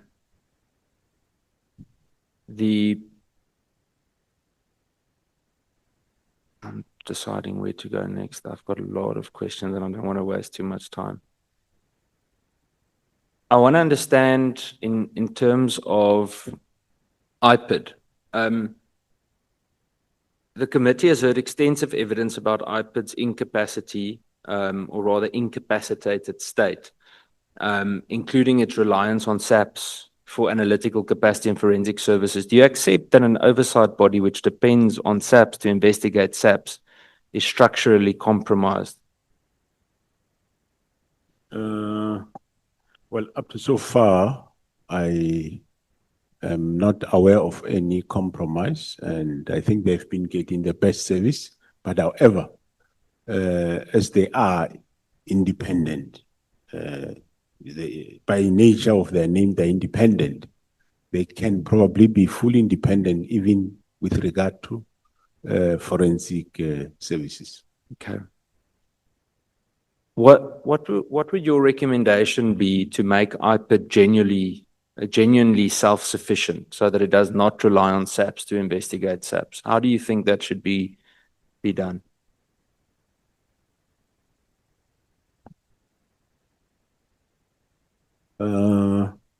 Yeah, I would, it's quite a difficult one. I would say maybe they have a separate forensic capability, which they will be assisting of them, standing independently. So I think possibly that's the way to go, Chair. Okay. Because using private forensics might just pose a challenge for when you go for court purposes. But they can start something independently. Okay. General, something just came to mind. I'm thinking now about the matter regarding General Shabiri and all the noise we've seen around the Madlanga Commission with General Shabiri. Now, from what I understand, there's been movement from the police in KZN, if I'm not mistaken. No, sorry. That is in terms of the Hawks Head in KZN specifically, where SAPS have approached, investigated, seized cell phones, etc. Am I correct? Correct, yes. Why can the same not be done on a national level by SAPS with regards to someone like General Patrick Mboto? Do what with him, maybe? Well, I think as a start to do a proper search and seizure operation, I'm broadcasting it to the country now, so it could be slightly more challenging. But I mean, there's more than enough people that were previously willing to testify, speak. I mean, I know of ground level cops in Cape Town alone that would testify very easily to this day. Why can the same not be done? Why can't SAPS on a national level decide to zoom in on a specific leader in the DPCI, for example, if they see that there's non-action from the DPCI itself? I mean, General Labia did little or nothing to resolve this, just played it down.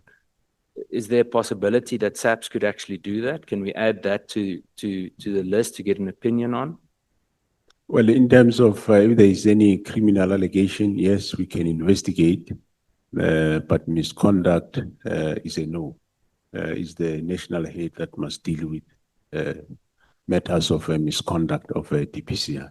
But if there is allegation of criminal, we can investigate. Okay. General, I've just got 2 or 3 more questions. There's one specific one, also with regards to General Fannie. It was a contract that I could find out. I tried to look it up as well, of 70 million rand that was given to a company called Beyond Forensics without going out on tender. Do you know anything about this? Is that another thing we need to flag for further investigation? Beyond forensics, you say?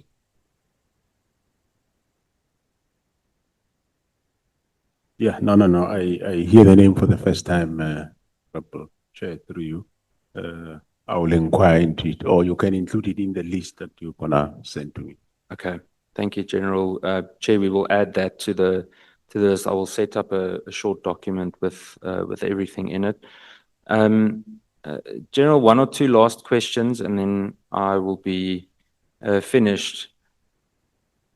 I just want to confirm for the record, no further payments have been made to Medicare 24 after the contract was stopped, after that initially, that last 30 million rand.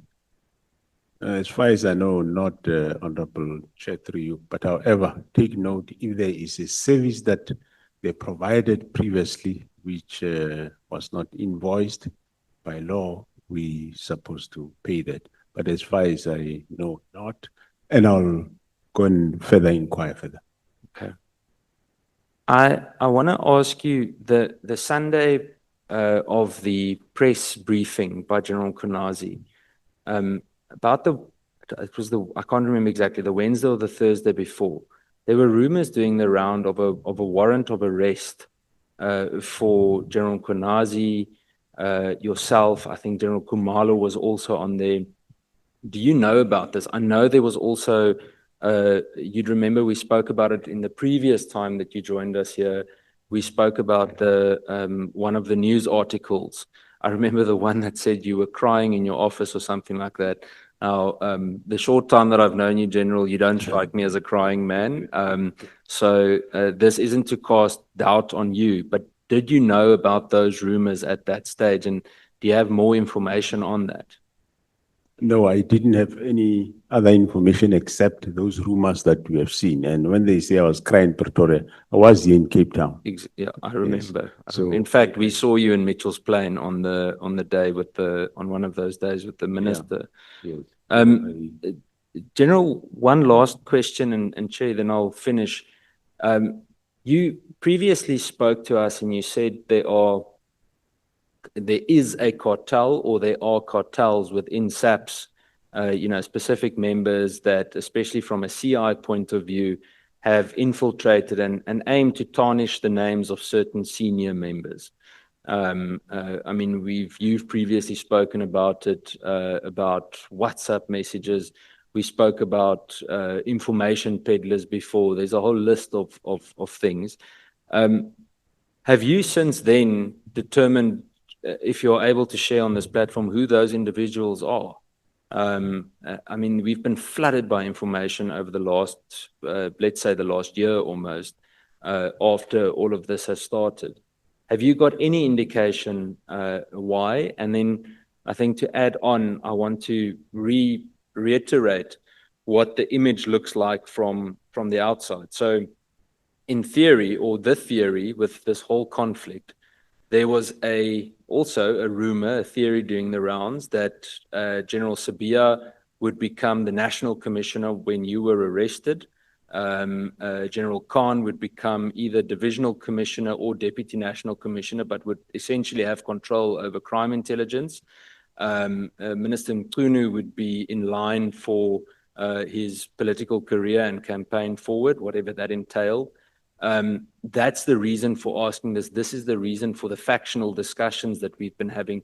The image that was created is that there's the Sibiya group and there's the Masemola group on the one side. Can you speak to us on that in closing? Have you identified who some of these people are that have been out to tarnish names? Thanks, Honorable Chair. Yeah, through identification of those people, some of them has been dealt with. They are no more in the service, but there are still those that are left, which we are embarking on processes of cleaning up. We'll We'll, of course, during the cleanup of the crime intelligence, we'll also deal with that. And yeah, those rumors, I also had them, those rumors. They'll come out maybe at Madlanga Commission, I don't know. But yes, one did hear of those rumors, and they only ended up in that fashion, the way they were. So I can't say more, except that, yes, in terms of rotten potatoes, they are there. And the objective of all these noises is that shift the people so that we can be in charge and continue with the damage that they want to cause to the environment.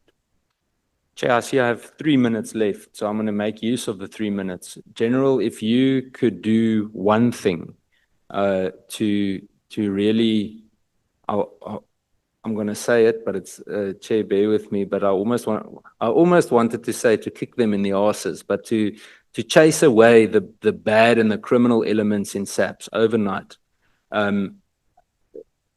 First of all, where would you start, and how would you do it? How do you think we should clean up? We're asking you as the National Commissioner, how do we clean up SAPS? Well, first, I would say I will start there, where the crime intelligence from there move over to the other divisions. One of the things, the quickest way is to approach people to leave the organization. Because if you start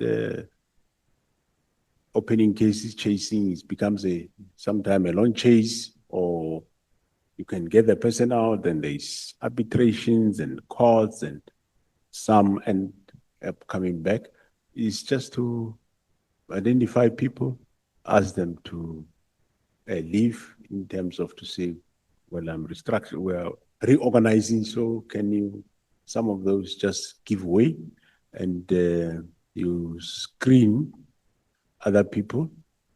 Nobody's born on the job. You train the people, and slowly they will get some point, they'll end up getting experience, other than sitting with figures that are causing more damage or harm than good to the organization, and hampering service delivery every moment of the way. Thank you, Chair. Thank you very much, General Masemola. Thank you so Thank much. you. Thank you so much. General, Honorable Chair. when you hear the reports that somebody was compiling dockets and then presenting them to your police officers to sign them, some of these things might not have happened during your leadership of the SAPS. What has been your reaction to that? Yeah, thanks, Honorable Chair. It is wrong. You can't compile a docket and take it to a police station. You go to a police station to make a report, and the police will assess whether what you are saying have got elements of crime, and they will then open a case. That is totally wrong. I will circulate a memo to that effect, that such things should not be allowed to happen. But did you have interest to check who are the police officers who would have been involved in such practices? Yeah, one will check, even to check which police stations are those, and engage further as to those station commanders as to why are they doing it. And if there is wrongdoing, take steps with on those people. And then Mr. O'Sullivan, when he was here, he said he previously paid for the trip of one of your police officers to Europe. Have you heard about that statement? or that testimony? No. It never come to my attention, Honorable Chair. We have a lot of things to do, but that one. He mentioned the name of Brigadier Kininda, that he went with him to Europe, and Mr. O'Sullivan was the one who was paying the expenses for that trip. Okay. No, we'll inquire into that, Chair. We always pay for our own members if they are going on an official trip. Yeah, it was said by Mr. O'Sullivan here that honorable members were probing him as to why would he do that? Does that not amount to the capture of the police service? Because the picture is even there, I think, in one of the books, going by the title, Catch Me If You Can. I'm just saying, in your position as a leader of the SAPS, you must take much interest. I hear you, the way you responded to the first question. When I ask you, say, when we go back, we will circulate a memo to all officers to know that nobody can come here having compiled a case. And the police officers just put signatures and maybe even stamps. I'm just saying that that may not be the only case. There may be many other cases which must be to your interest as the leadership of the SAPS, so that it does not become free for all. And maybe if you were to get those details and understand what the trip is all about, what was all about, and why Mr. Paul O'Sullivan had to pay for that trip.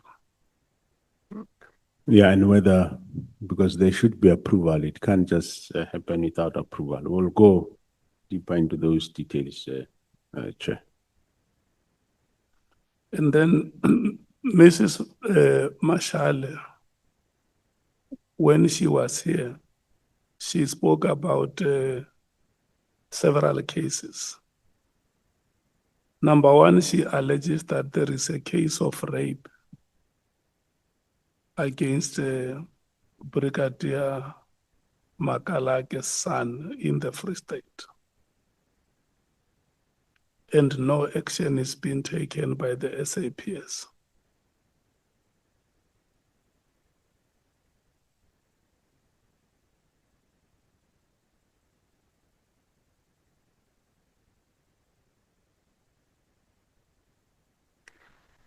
It will be investigated, Chair, and we'll see exactly what happened there.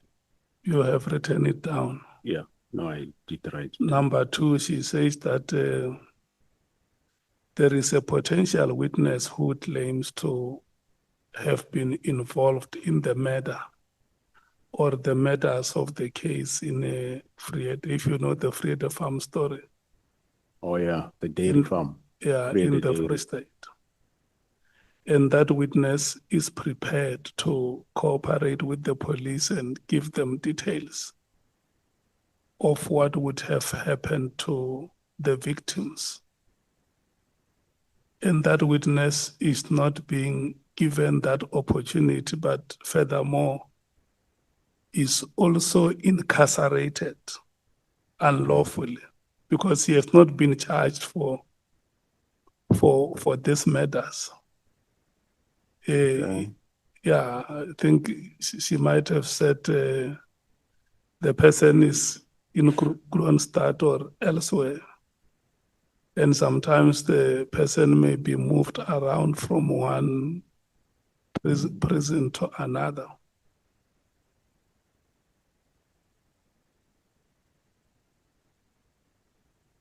Okay.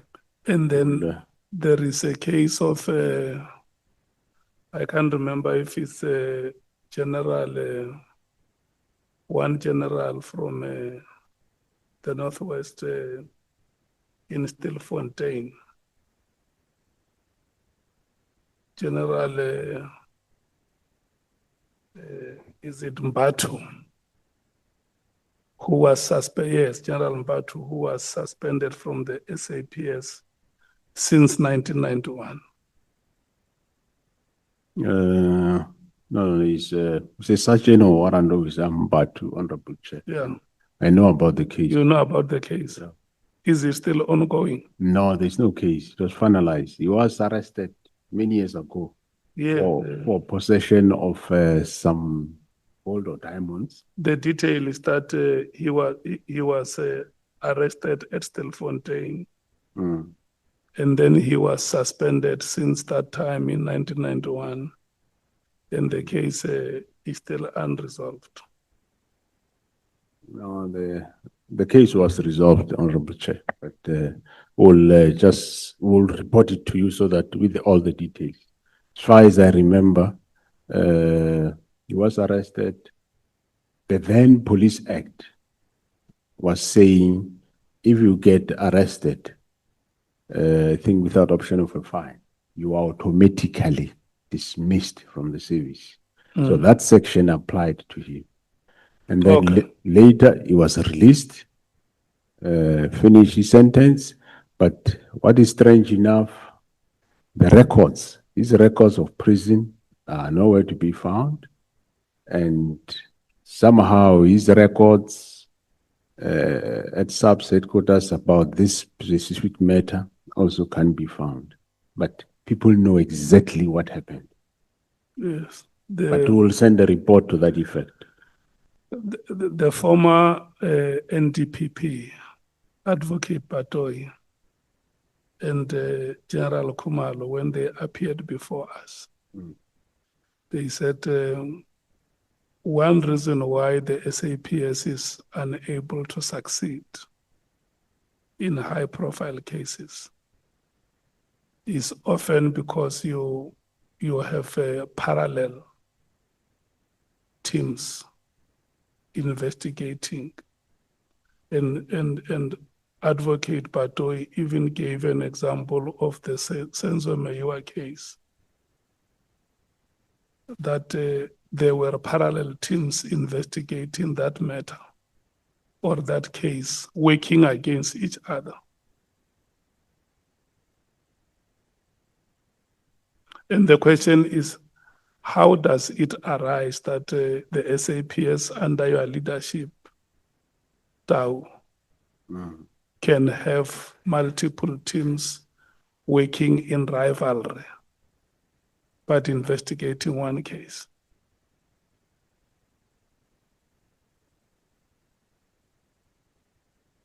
Thanks, Chair.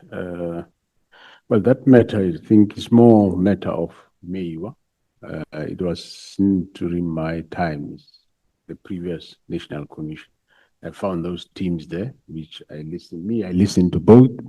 And eventually I spoke to the NPA and we said the current case that you see in court should proceed.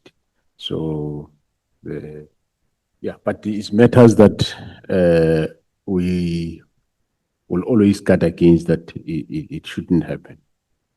Yes, Be because two teams doing one and the same. what they were essentially saying impliedly is that from your own officials, there is more than sufficient interest in those cases. The interest that goes into those cases goes beyond the SAPS. It's not just about investigating what happened. It may include, by implication, things like intention to cover up and make sure that some information disappears or is not presented before competent authorities for adjudication. And it's very sad if that was to be true. I'm not saying it's true. That is what has been implied here. That the reason why you can't succeed in those key cases is because of the rivalry, internal rivalry. Once a case is opened, there will be so many hands and there will be so many bodies around that case. Yeah, no, thanks, Chair. Currently, as far as my knowledge is concerned, we don't have that, but I know in the Maywa case, there was such, and it has since stopped. There is no more. It's only one team. But in other areas, we will cut against that. Yeah, but because the it sense does- of Mewa case, because it's a case of national interest. Mm. Have you checked if indeed there was that misconduct on the part of the SAPS, which would have contaminated the case? People who were not supposed to be there, they involved themselves there.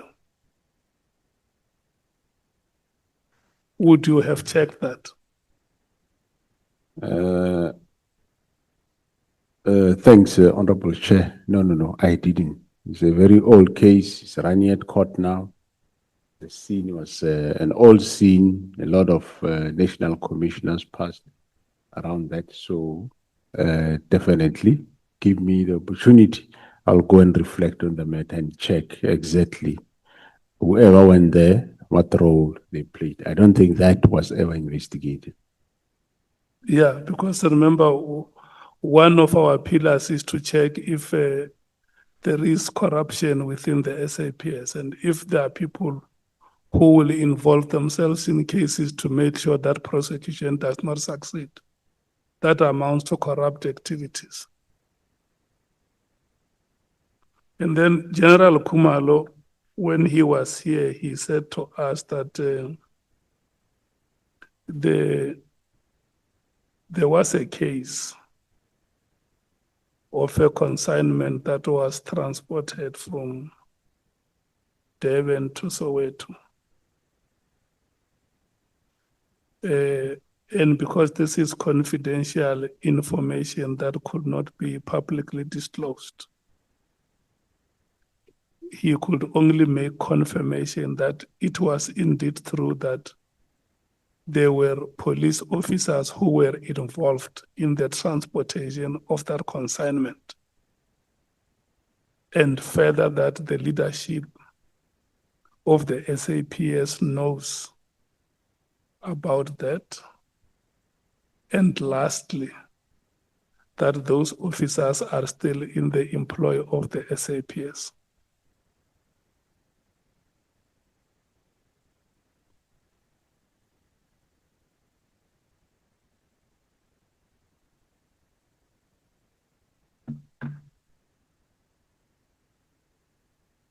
Thanks, Honorable Chair. I'll talk to him about this one because I don't know the details of it. So I'll engage him and thereafter take action on the other matter. Mm. And then the other case is the case that Honorable James asked you about, the three officers who were here, Malachi, Ramalepe, and Ramolobe, who also made very serious allegations.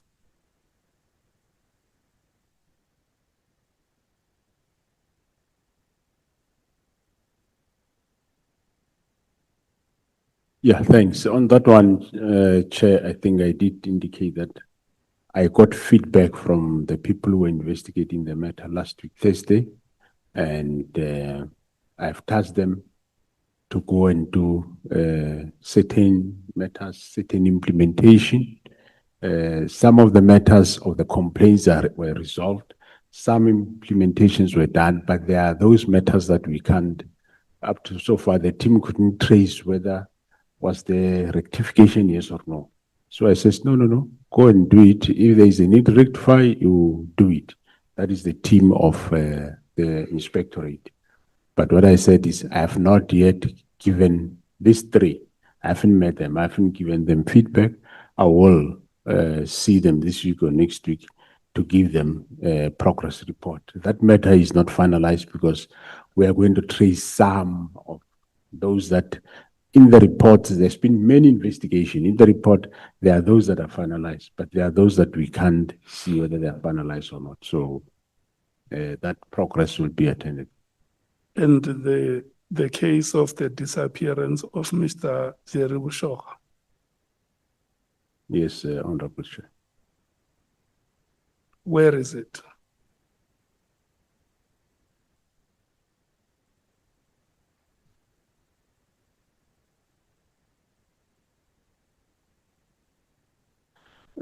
Honorable Chair, this case is still under investigation. The team GC Ops is investigating the case.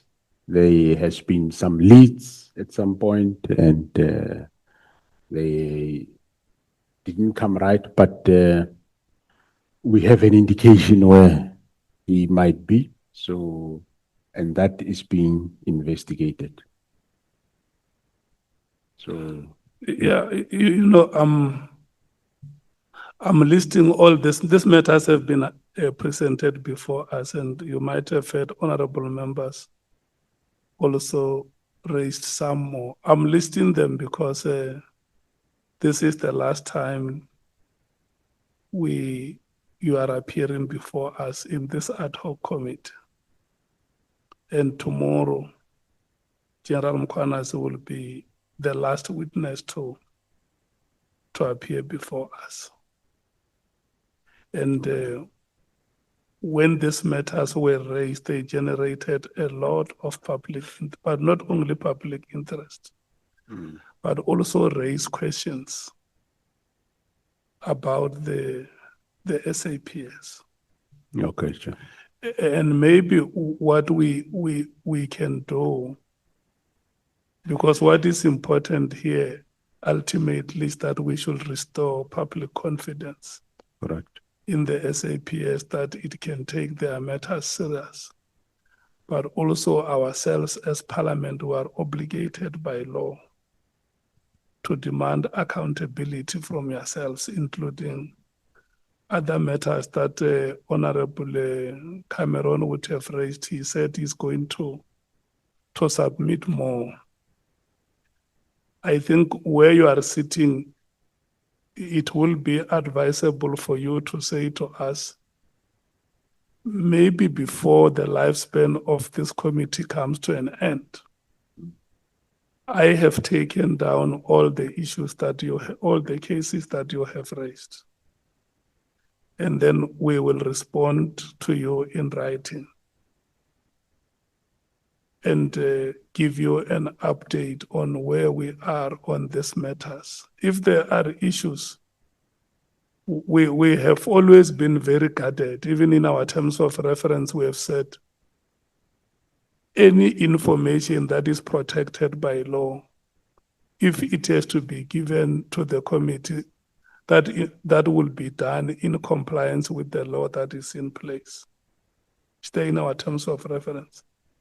If there is any evidence that you think, if you give us, may compromise or jeopardize your investigations, you can always find a way to explain, to say, this case, this is where we are. We may not be able to divulge the rest of the details because we think the case may be jeopardized. But what is very important is we are raising this so that even beyond the lifespan of this ad hoc committee, the relevant portfolio committee of police must continue to get updates on these matters, on how they are being dealt with.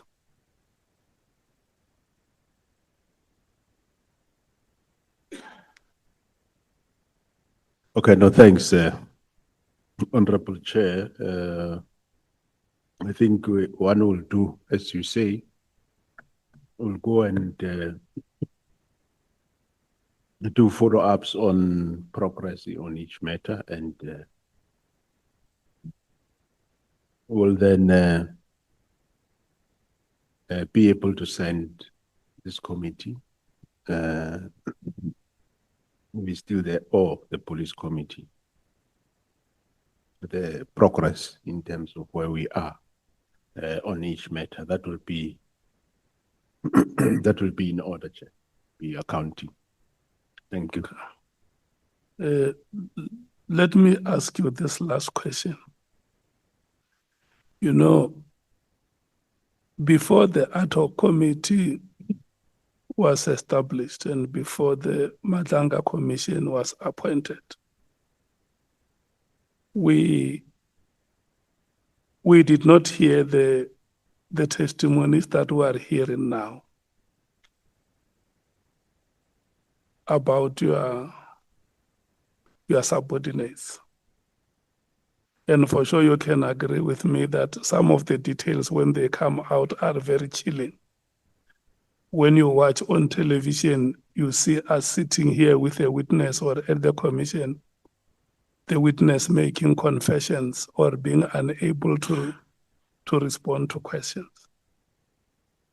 Has it not occurred to you previously that some of this information happened to drop in your ears?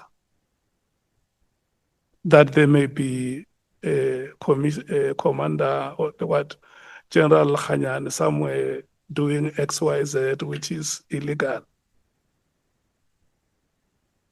Or the whispers, if you go to a funeral at Fannie Masemola in Limpopo, and one of the mourners just grab you by the hand and goes aside and say, General Masemola, there are many things which are happening. We think you must know about them. Haven't you heard whispers about these wrong practices prior to the advent of the ad hoc committee or the Madlanga Commission? Thanks, Honorable Chairperson. Some of them, yes, one did hear about them. And I initiated the investigation. Most matters, the reason why they ended up being members moving from KwaZulu-Natal to come to Gauteng to do investigations. There is quite a list of investigations that those members were coming to do.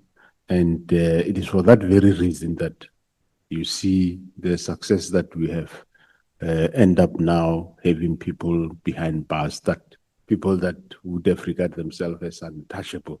So yes, we do that. And where there is, we pick up something, let's say within our own, actions do get taken. The fact that they were reported here is not to say some of them were never into our focus. They were under investigation. That's why I supported the team. Yeah. I am the one that approved that, yes, that for objectivity, let scared people from KZN come to Gauteng to come and investigate certain matters that seems to be a problem around Gauteng. So I'm saying that these allegations are about some of your senior officials that you were probably seeing them or meeting with them every day or even sharing entrance and exit doors at work.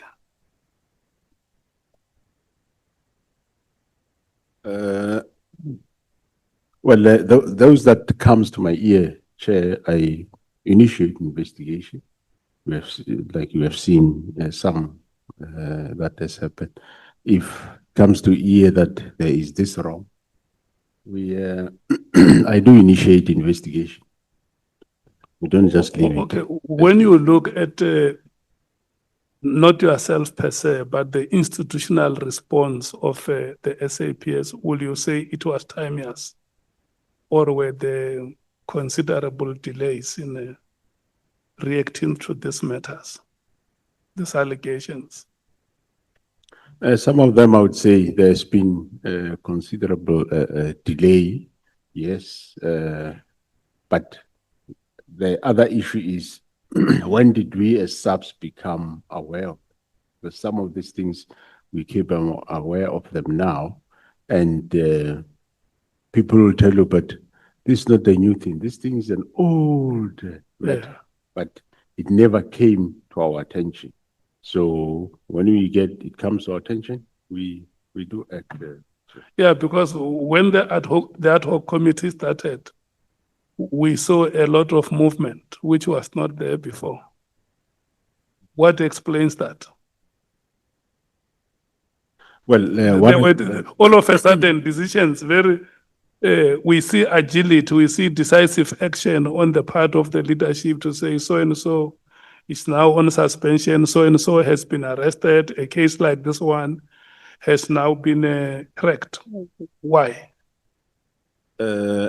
well, in terms of criminal cases, Honorable Chair, as I explained before, it's because there has been some acceptance from and more improved cooperation from other arms of the state, like your NPA. And in terms of internal investigations, some of these matters, we did not want to rush to do them departmentally before we make a breakthrough criminally. There's quite a lot which one would want really want to say it. It's quite a number of them that we said this will disrupt, but let's do first criminally, and then we will get to the departmental. So that was the plan, but things have changed the way they changed, and the approach is a bit different. The possible vacancies in the position of the national head of the Hawks and the police commissioner, do they have potential to solicit misguided ambitions from your colleagues? If somebody had to know that Masemola will be leaving in the next 6 months or in the next 2 years, or General Levia is leaving now, such opportunities, such vacancies, do they have potential to solicit uncontrollable ambitions? They do, Honorable Chair. They go out, they lobby, they do all sorts of things. And we may end up having wrong people in those positions if there is no due diligence and careful consideration. Yeah, if there is no careful consideration, yes, you will end up with wrong people, or you will end up with cartel. Yes, it's possible.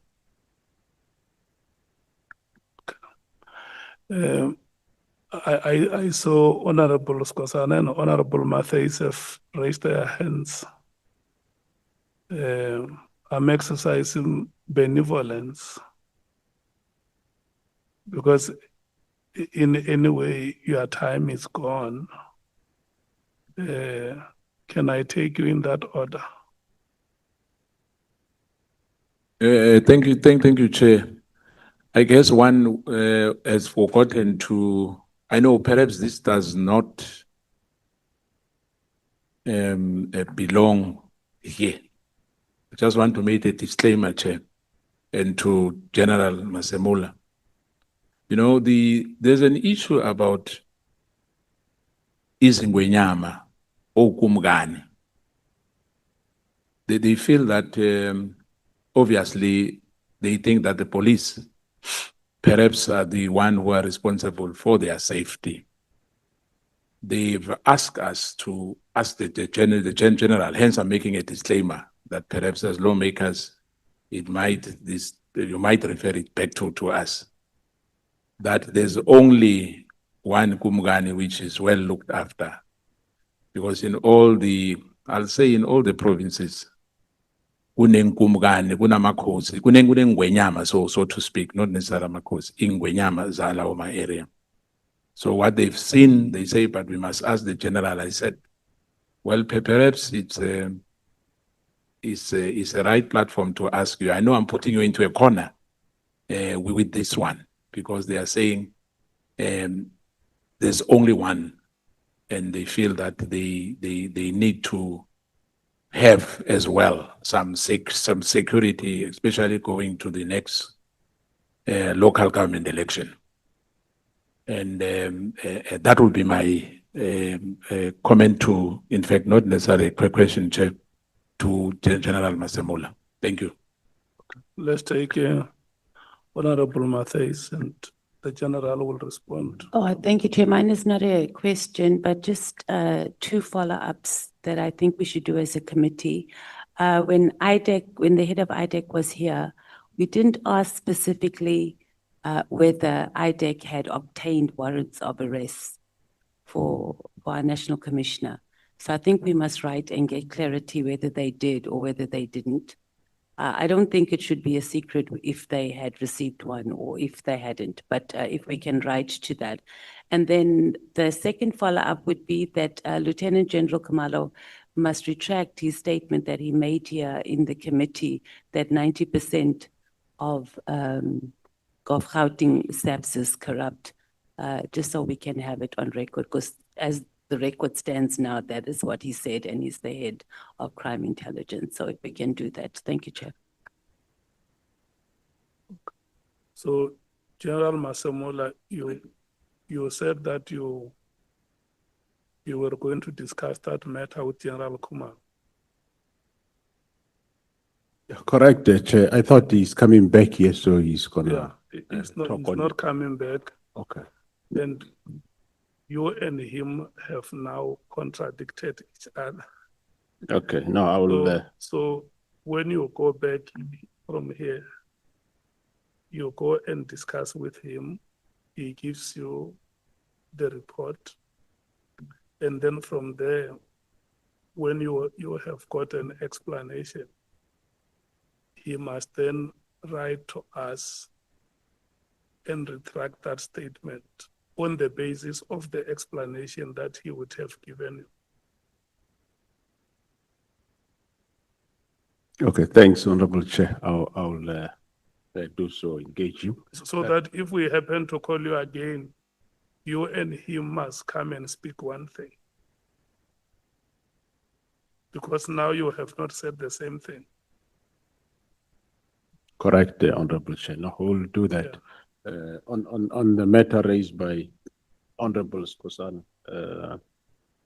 well, I think it's the matter that belonged to somewhere in another committee. But just to correct him, it's not it's not one king being protected; it's two kings that are being protected. But yeah, it's a matter that our department and the traditional affairs is seized with, and we will see how it is finalized as we move forward. Thank you. Advocate Arensa.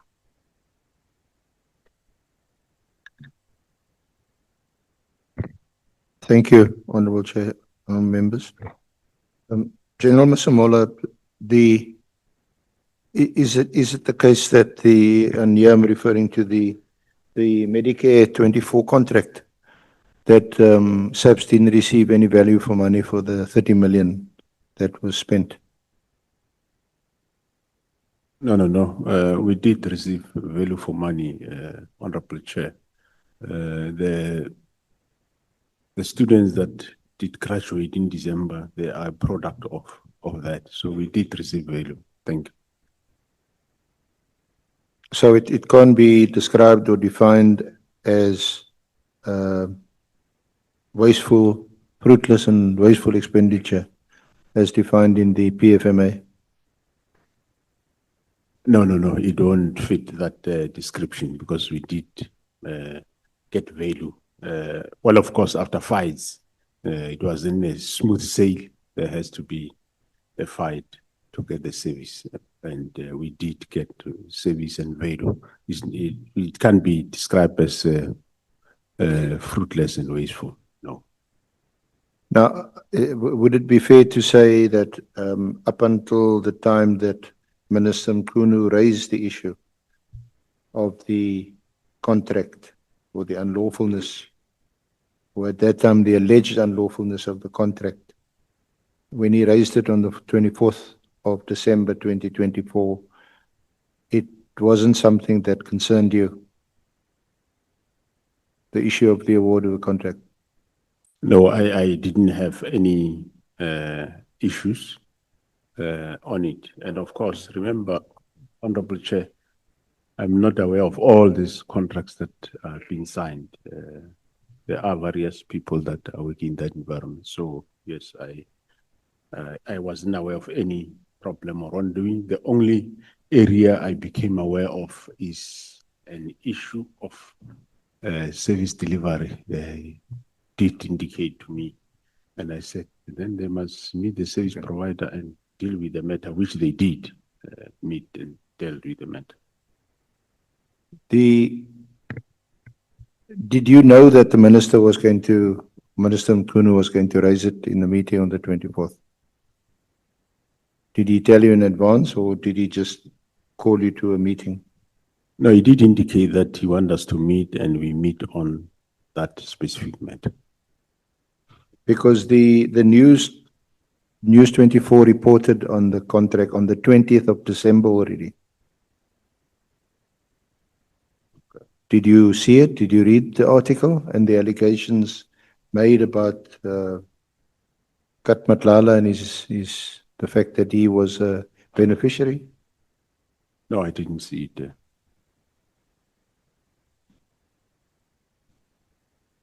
So you agree that if Minister Mkhunu did not raise this issue, the contract may well not have been set aside or cancelled or terminated? Well, it could have been that possibility, or somebody could have raised it, because normally our communication raise those they do flag those matters as and when the days. Once a week, we have a meeting where they raise those things. So after Minister Mkhunu raised the issue of the contract, and by the way, was General Fannie in that meeting? Correct. Since he indicated he was going to raise the issue. Yes. Yeah. What was General Fannie's view? What did he tell you? Did you ask him and say, look, this is now being raised by the minister? What do you say? Well, the agreement at that meeting was that, well, they know about the contract, they don't know about any of the irregularities. And I said, okay, now I'm going to put internal audit to audit the contract. So at that point, certainly, General Fannie was still defending the contract and that it was lawfully awarded. Yeah, no, they did say that as far as they know, the process was correct. Because that was also his approach before this honorable committee when he gave evidence. He insisted that he didn't see anything wrong with the award of the contract. But it's only when my colleague, who's sadly no longer with us, Ms. Sikalala, Advocate Sikalala, was leading his evidence, when she raised several aspects that's in the internal audit report, which showed the flaws in the process, which in terms of that report didn't have anything to do with Mr. Matlala. They were just shortcomings in the usual bid evaluation, bid adjudication process. And he subsequently had to concede that the process was flawed. Did you read the internal report yourself, the audit report?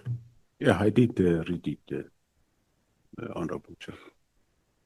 So the report seems to, if General Fannie is the person responsible for the award at the end of the day, just following on a question, I think Honorable Cameron or one of the other members may have also asked, why has no action been taken, departmental action taken against General Fannie? I did say, Honorable Chair, that there is currently investigation pending against him. One's supposed to look all the other members, but what I was saying is the advice that I got is let's get the risk forensic investigation report first. But there is investigation current as you speak against the letter. Thank you. There were 3 members of South African Police Union. They may be, well, both of PopCrew and SAPU, who testified here jointly, 3 of them, Ramolepi, Ramolobi, and Malachi. You recall those names? I think you may have even had a meeting with them. They made some serious allegations. And they were all in the Forensic Science Services section. Theft of drugs, I'm just looking at the affidavit, theft of drugs at the lab, theft of rhino horn, sexual harassment, irregular appointment, irregular payment of scarce skills allowance, maladministration and victimization. And in fact, almost out of desperation, they came here because this is what they said in their affidavit. Can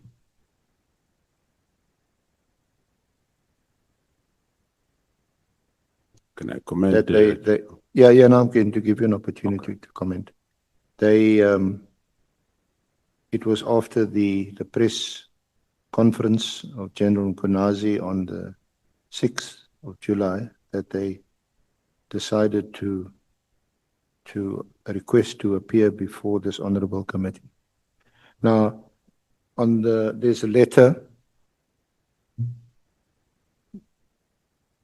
There's a letter. No, where's the letter where General Nkonazi, Masemola? You may recall that you had appointed General Jacobs to do an investigation into these allegations. And the report has been finalized on the 31st of October last year. And I had requested Major General van Rooyen to make the report available to us. Okay. And we haven't received it because, as she described it, you were waiting for input from other sections or divisions. Okay. This is the letter that you wrote on the 18th of July last year. Complaints against South African Police Service, victimization, Division Detectives and Forensic Services. On the 16th of July 2025, the National Commissioner met with the officers from Forensic Services, Colonel Ramalobi, Captain Ramalepi, and Captain Malachi from Legal Services. The above complainants allege victimization as they are denied legal protection for being whistleblowers in a 2011 case, which led to dismissal of one senior officer within Forensic Services. The complainant further alleges they lodged grievances which they not handled accordingly. In addition, the complainants allege non-accountability of exhibits within the component. It is on this note that Lieutenant General Jacobs is requested to establish a team to investigate the above allegations. The complainants allege to have evidence in support of the allegations, which is in 2 lever arch files, and we were advised to hand such files to you. It is advisable that you and the identified investigating team members to engage with the above complainants. It would be appreciated if the consolidated report could reach the office of the National Commissioner on or before the 30th of August 2025. And this is your letter addressed to Major General Sabola, the Divisional Commissioner, Inspectorate. Now we know that the report has been finalized. Is there any reason other than the reasons that Major General van Rooyen gave us why the report is not available? Or can you tell us what's in the report? Thanks, Honorable Chair. As I indicated earlier, the report has been finalized. I have considered the report. The team of actually General Jacobs ended up not doing it, but it was General Hanker that did that. They briefed me about the report. That's where I said this specific matter was investigated more than 5 times since its inception from 2011. Some of those matters has been resolved. Some are outstanding. Some we don't know whether they were attended, yes or no.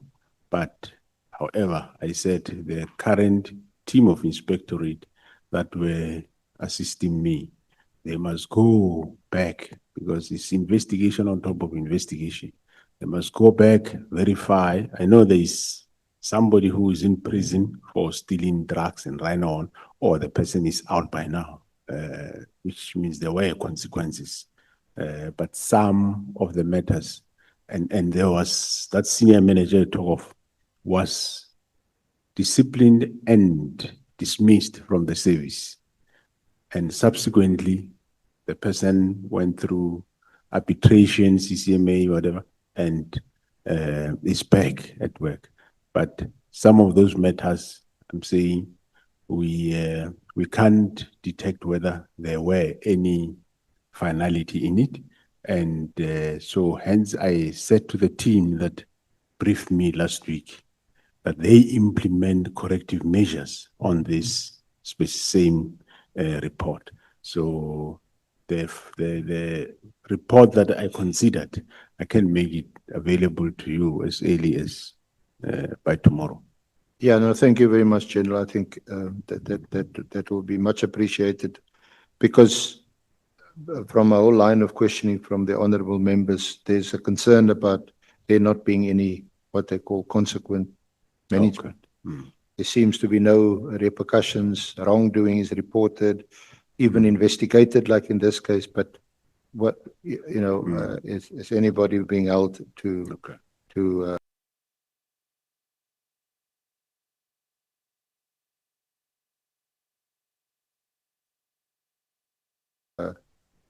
account? Because these 3 officers, they had also made allegations against General Paslani at the time because they were in Forensic Services Division. And he actually sued them successfully for defamation. So their complaint is also that when they wanted to challenge the decision, and apparently they did appeal, because I think a monetary amount was awarded to General Paslani. So the case is probably still on appeal, but they weren't getting any assistance from SAPS. Well, every case, Honorable Chair, gets looked at to its own merit, whether you qualify for legal assistance, yes or no. And if you don't qualify, there is no way you can make it that you qualify. So probably that's one of the matters. But however, the crux of the whole investigation, as I said, some matters have been dealt with. Some, I don't know whether they were dealt with because this matter comes from 2011. So hence I said this team must now go into this matter and rectify everything that is in there. Because even them, some of them, they are accused of whatever. But it will be part of the whole investigation. But I will make that report to you by tomorrow. Now, talking about legal fees, not our legal fees, but legal fees. General Vuma had complained about how long it took for her to be suspended, and then eventually she retired. Now, the reason appears to be that the issue was about the IPID subpoena. And she certainly was of the view, I'm not sure whether she took legal advice, was this subpoena is not valid and she is not going to comply. Because I think that is what you charged her with subsequently, for failing to comply with the IPID subpoena. Correct. So that case took 2 years That's why it ended up in the Constitutional Court. Well, the Constitutional Court wasn't a case. There was an application from the Supreme Court of Appeal for leave to appeal, because there's no automatic right of appeal to the Constitutional Court. So they applied for leave to appeal, and that was dismissed. And I think subsequently, you then suspended her. So the question is, that case involves SEPS versus IPID. Presumably, SEPS paid the legal expenses for those cases in the High Court, the Supreme Court of Appeal, and then an application for leave to appeal to the Constitutional Court. Correct. And then, quite frankly, all that happened afterwards, General Wuma suspended and eventually she's retired. Those legal costs have not been recovered or recouped. Well, determination will be done, Honorable Chair, and if she found to be liable, not only her, but the others, the recovery process will be undertaken. Okay. Then I think, again, just arising from one of the questions raised by the honorable members, this is the return of the dockets and the fact that the dockets, I think it may have been Honorable Member Breitenbach, that the dockets were sort of lying in the office in Pretoria for some 3 months or so. What would these PKTT members have done? The directive came on the 31st of December of 24. The dockets were sent or taken to Pretoria on the 28th of March. And then only subsequently were they returned to their stations in KZN. Are you able to respond, or perhaps it's not a fair question? What is the PKTT members, what did they do over that period when the dockets were locked away in Pretoria? Oh, I did answer that question earlier, Honorable Chair.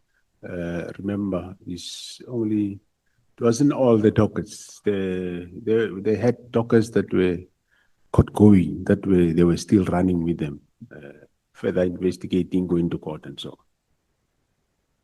It's not to say they were sitting in Or presumably they were continuing to do their work because there was a standoff between you and the minister, and you weren't going to immediately disband them. So they may have continued. I'm just trying to find an answer. Maybe continued working. And they may have even come up with new cases, new dockets. They were doing work, Honorable Chair. Hence, remember the Mandini case also that added on there. Yeah. So they were doing their work with their court-going cases. Now, you're aware of that IPID had brought a case and had charged General Mkhwanazi about those Nagi allegations. I think it's in the Malotswa affidavit. You're aware of that case? Well, I became aware of it when it was being discussed here, and when we discussed it with you. when it was discussed here that there is such a case. Okay. But in terms of the matter itself, I knew about the kidnapping. I knew about members of DPCI KZN that they followed, investigated the case to wherever they went, to Mozambique, and came back. And but I'm not aware of the physical involvement of General Mkhwanazi. However, I'm sure IPID will give me a report to that effect. But yeah, that's how I know. You don't know where that case is and whether there's been any developments in that case? I'll inquire from IPID because I heard about the case now recently yesterday. I'll inquire from IPID as to what happened to that case. Now, just a last aspect. for your comment. But the member, I think the member himself, I think they what Sergeant Mlot also, I think he's on suspension as we speak. There is some departmental case against him for all the things that he was involved in. Now, given the structure of IPID and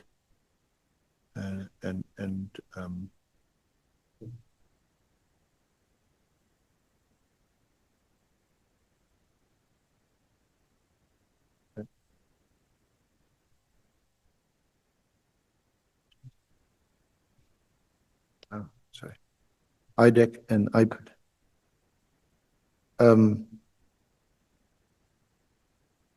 The evidence thus far about, and they certainly, Advocate Johnson testified on behalf of IDEC, and we know IDEC arrested Lieutenant General Kumalo based on a complaint or case opened by Honorable Adams. But it seems to me that both IPID and IDEC doesn't inspire much confidence.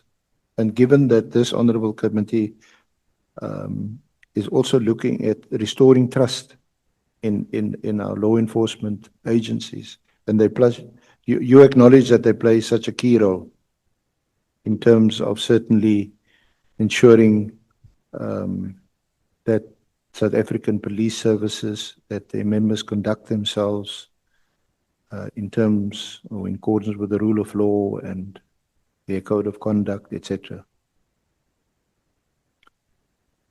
So I'm just putting to you that what we've heard thus far doesn't inspire much confidence given what appears to be differences, different groups, whatever you want to call them, factions, groups within the South African police services.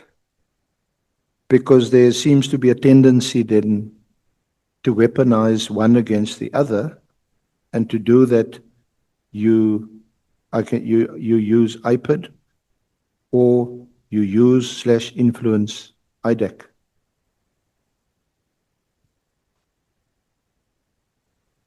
Thanks, Honorable Chair. Well, I think you sum it up. That's the way currently it is.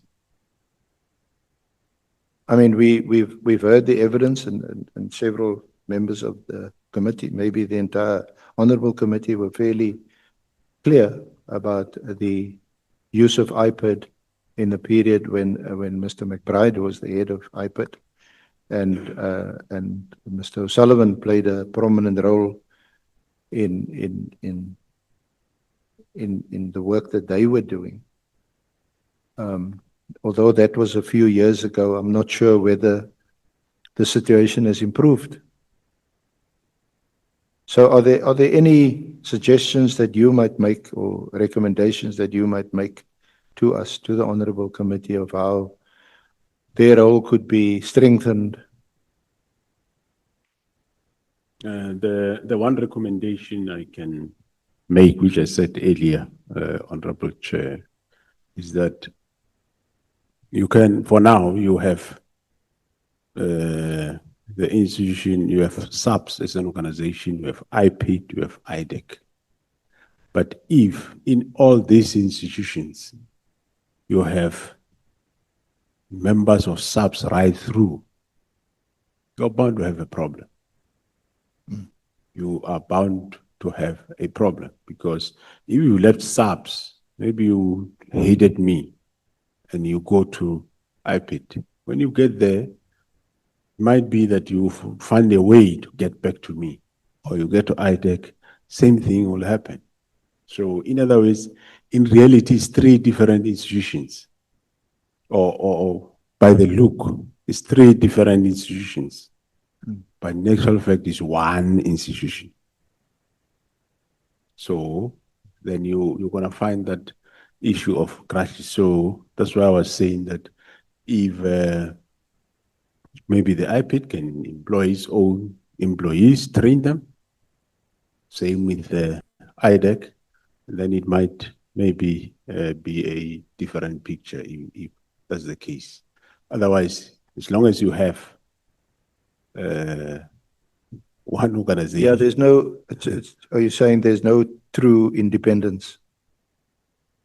It's all one single organization. It's like this ad hoc committee. Yeah. And the police portfolio committee and let's say defense or education, you're all members of parliament, not so the National Assembly. It's a similar thing. I don't know whether you understand me. Because it seems to be from the evidence that some people or some officers, either they worked or they were members of SAPS and they go and work for IPID, or vice versa. Or in the case of IDEC, they used to be prosecutors or they used to work in the National Prosecuting Service.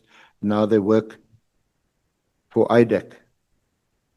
But their names, their names have cropped up during the course of these hearings, and I'm not going to repeat them or bore them, but that seems to be a weakness. Yeah, no, I agree. That's exactly what I'm saying. That Yeah. it's three different institutions, but if you look at majority of the investigators, you will find that all of them are sub-detectives actually. So they might, I don't say they are not impartial, they are not independent. And not all are from SAPS. Some are from other government institutions and or the private sector. But majority of your investigators, some of them are former detective members. Yeah. So it's bound to have that getting back to some at some point. Thank you very much, General. Thank you for your attendance, your cooperation with us. Thank you very much. Thank you, Honorable Chair, Honorable Members.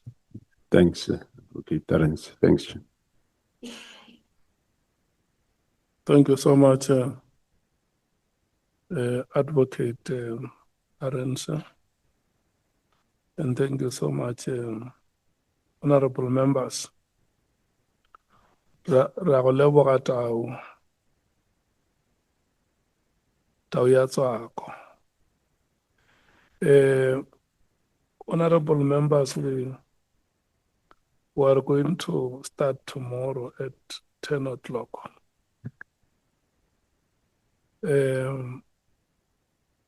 Our witness tomorrow is General Mukwanas. We have distributed the documents for tomorrow, and we will also be distributing the responses from the presidency. We received the responses in the afternoon, and when we were supposed to distribute them to you, the officials came back and requested to make improvements or to add additional information to the responses that they have given to us. And then we allowed them to add that additional information so that they become comprehensive. So they have resubmitted, and you will get those responses for you to individually study them and check if all your questions have been answered. We must apologize, General Masemola, that from 20 minutes past 2 until now, we have not given you a break. Tau mudikana o khwela mphatong, kgomo ya moradi e khwela shakeng. Honorable members,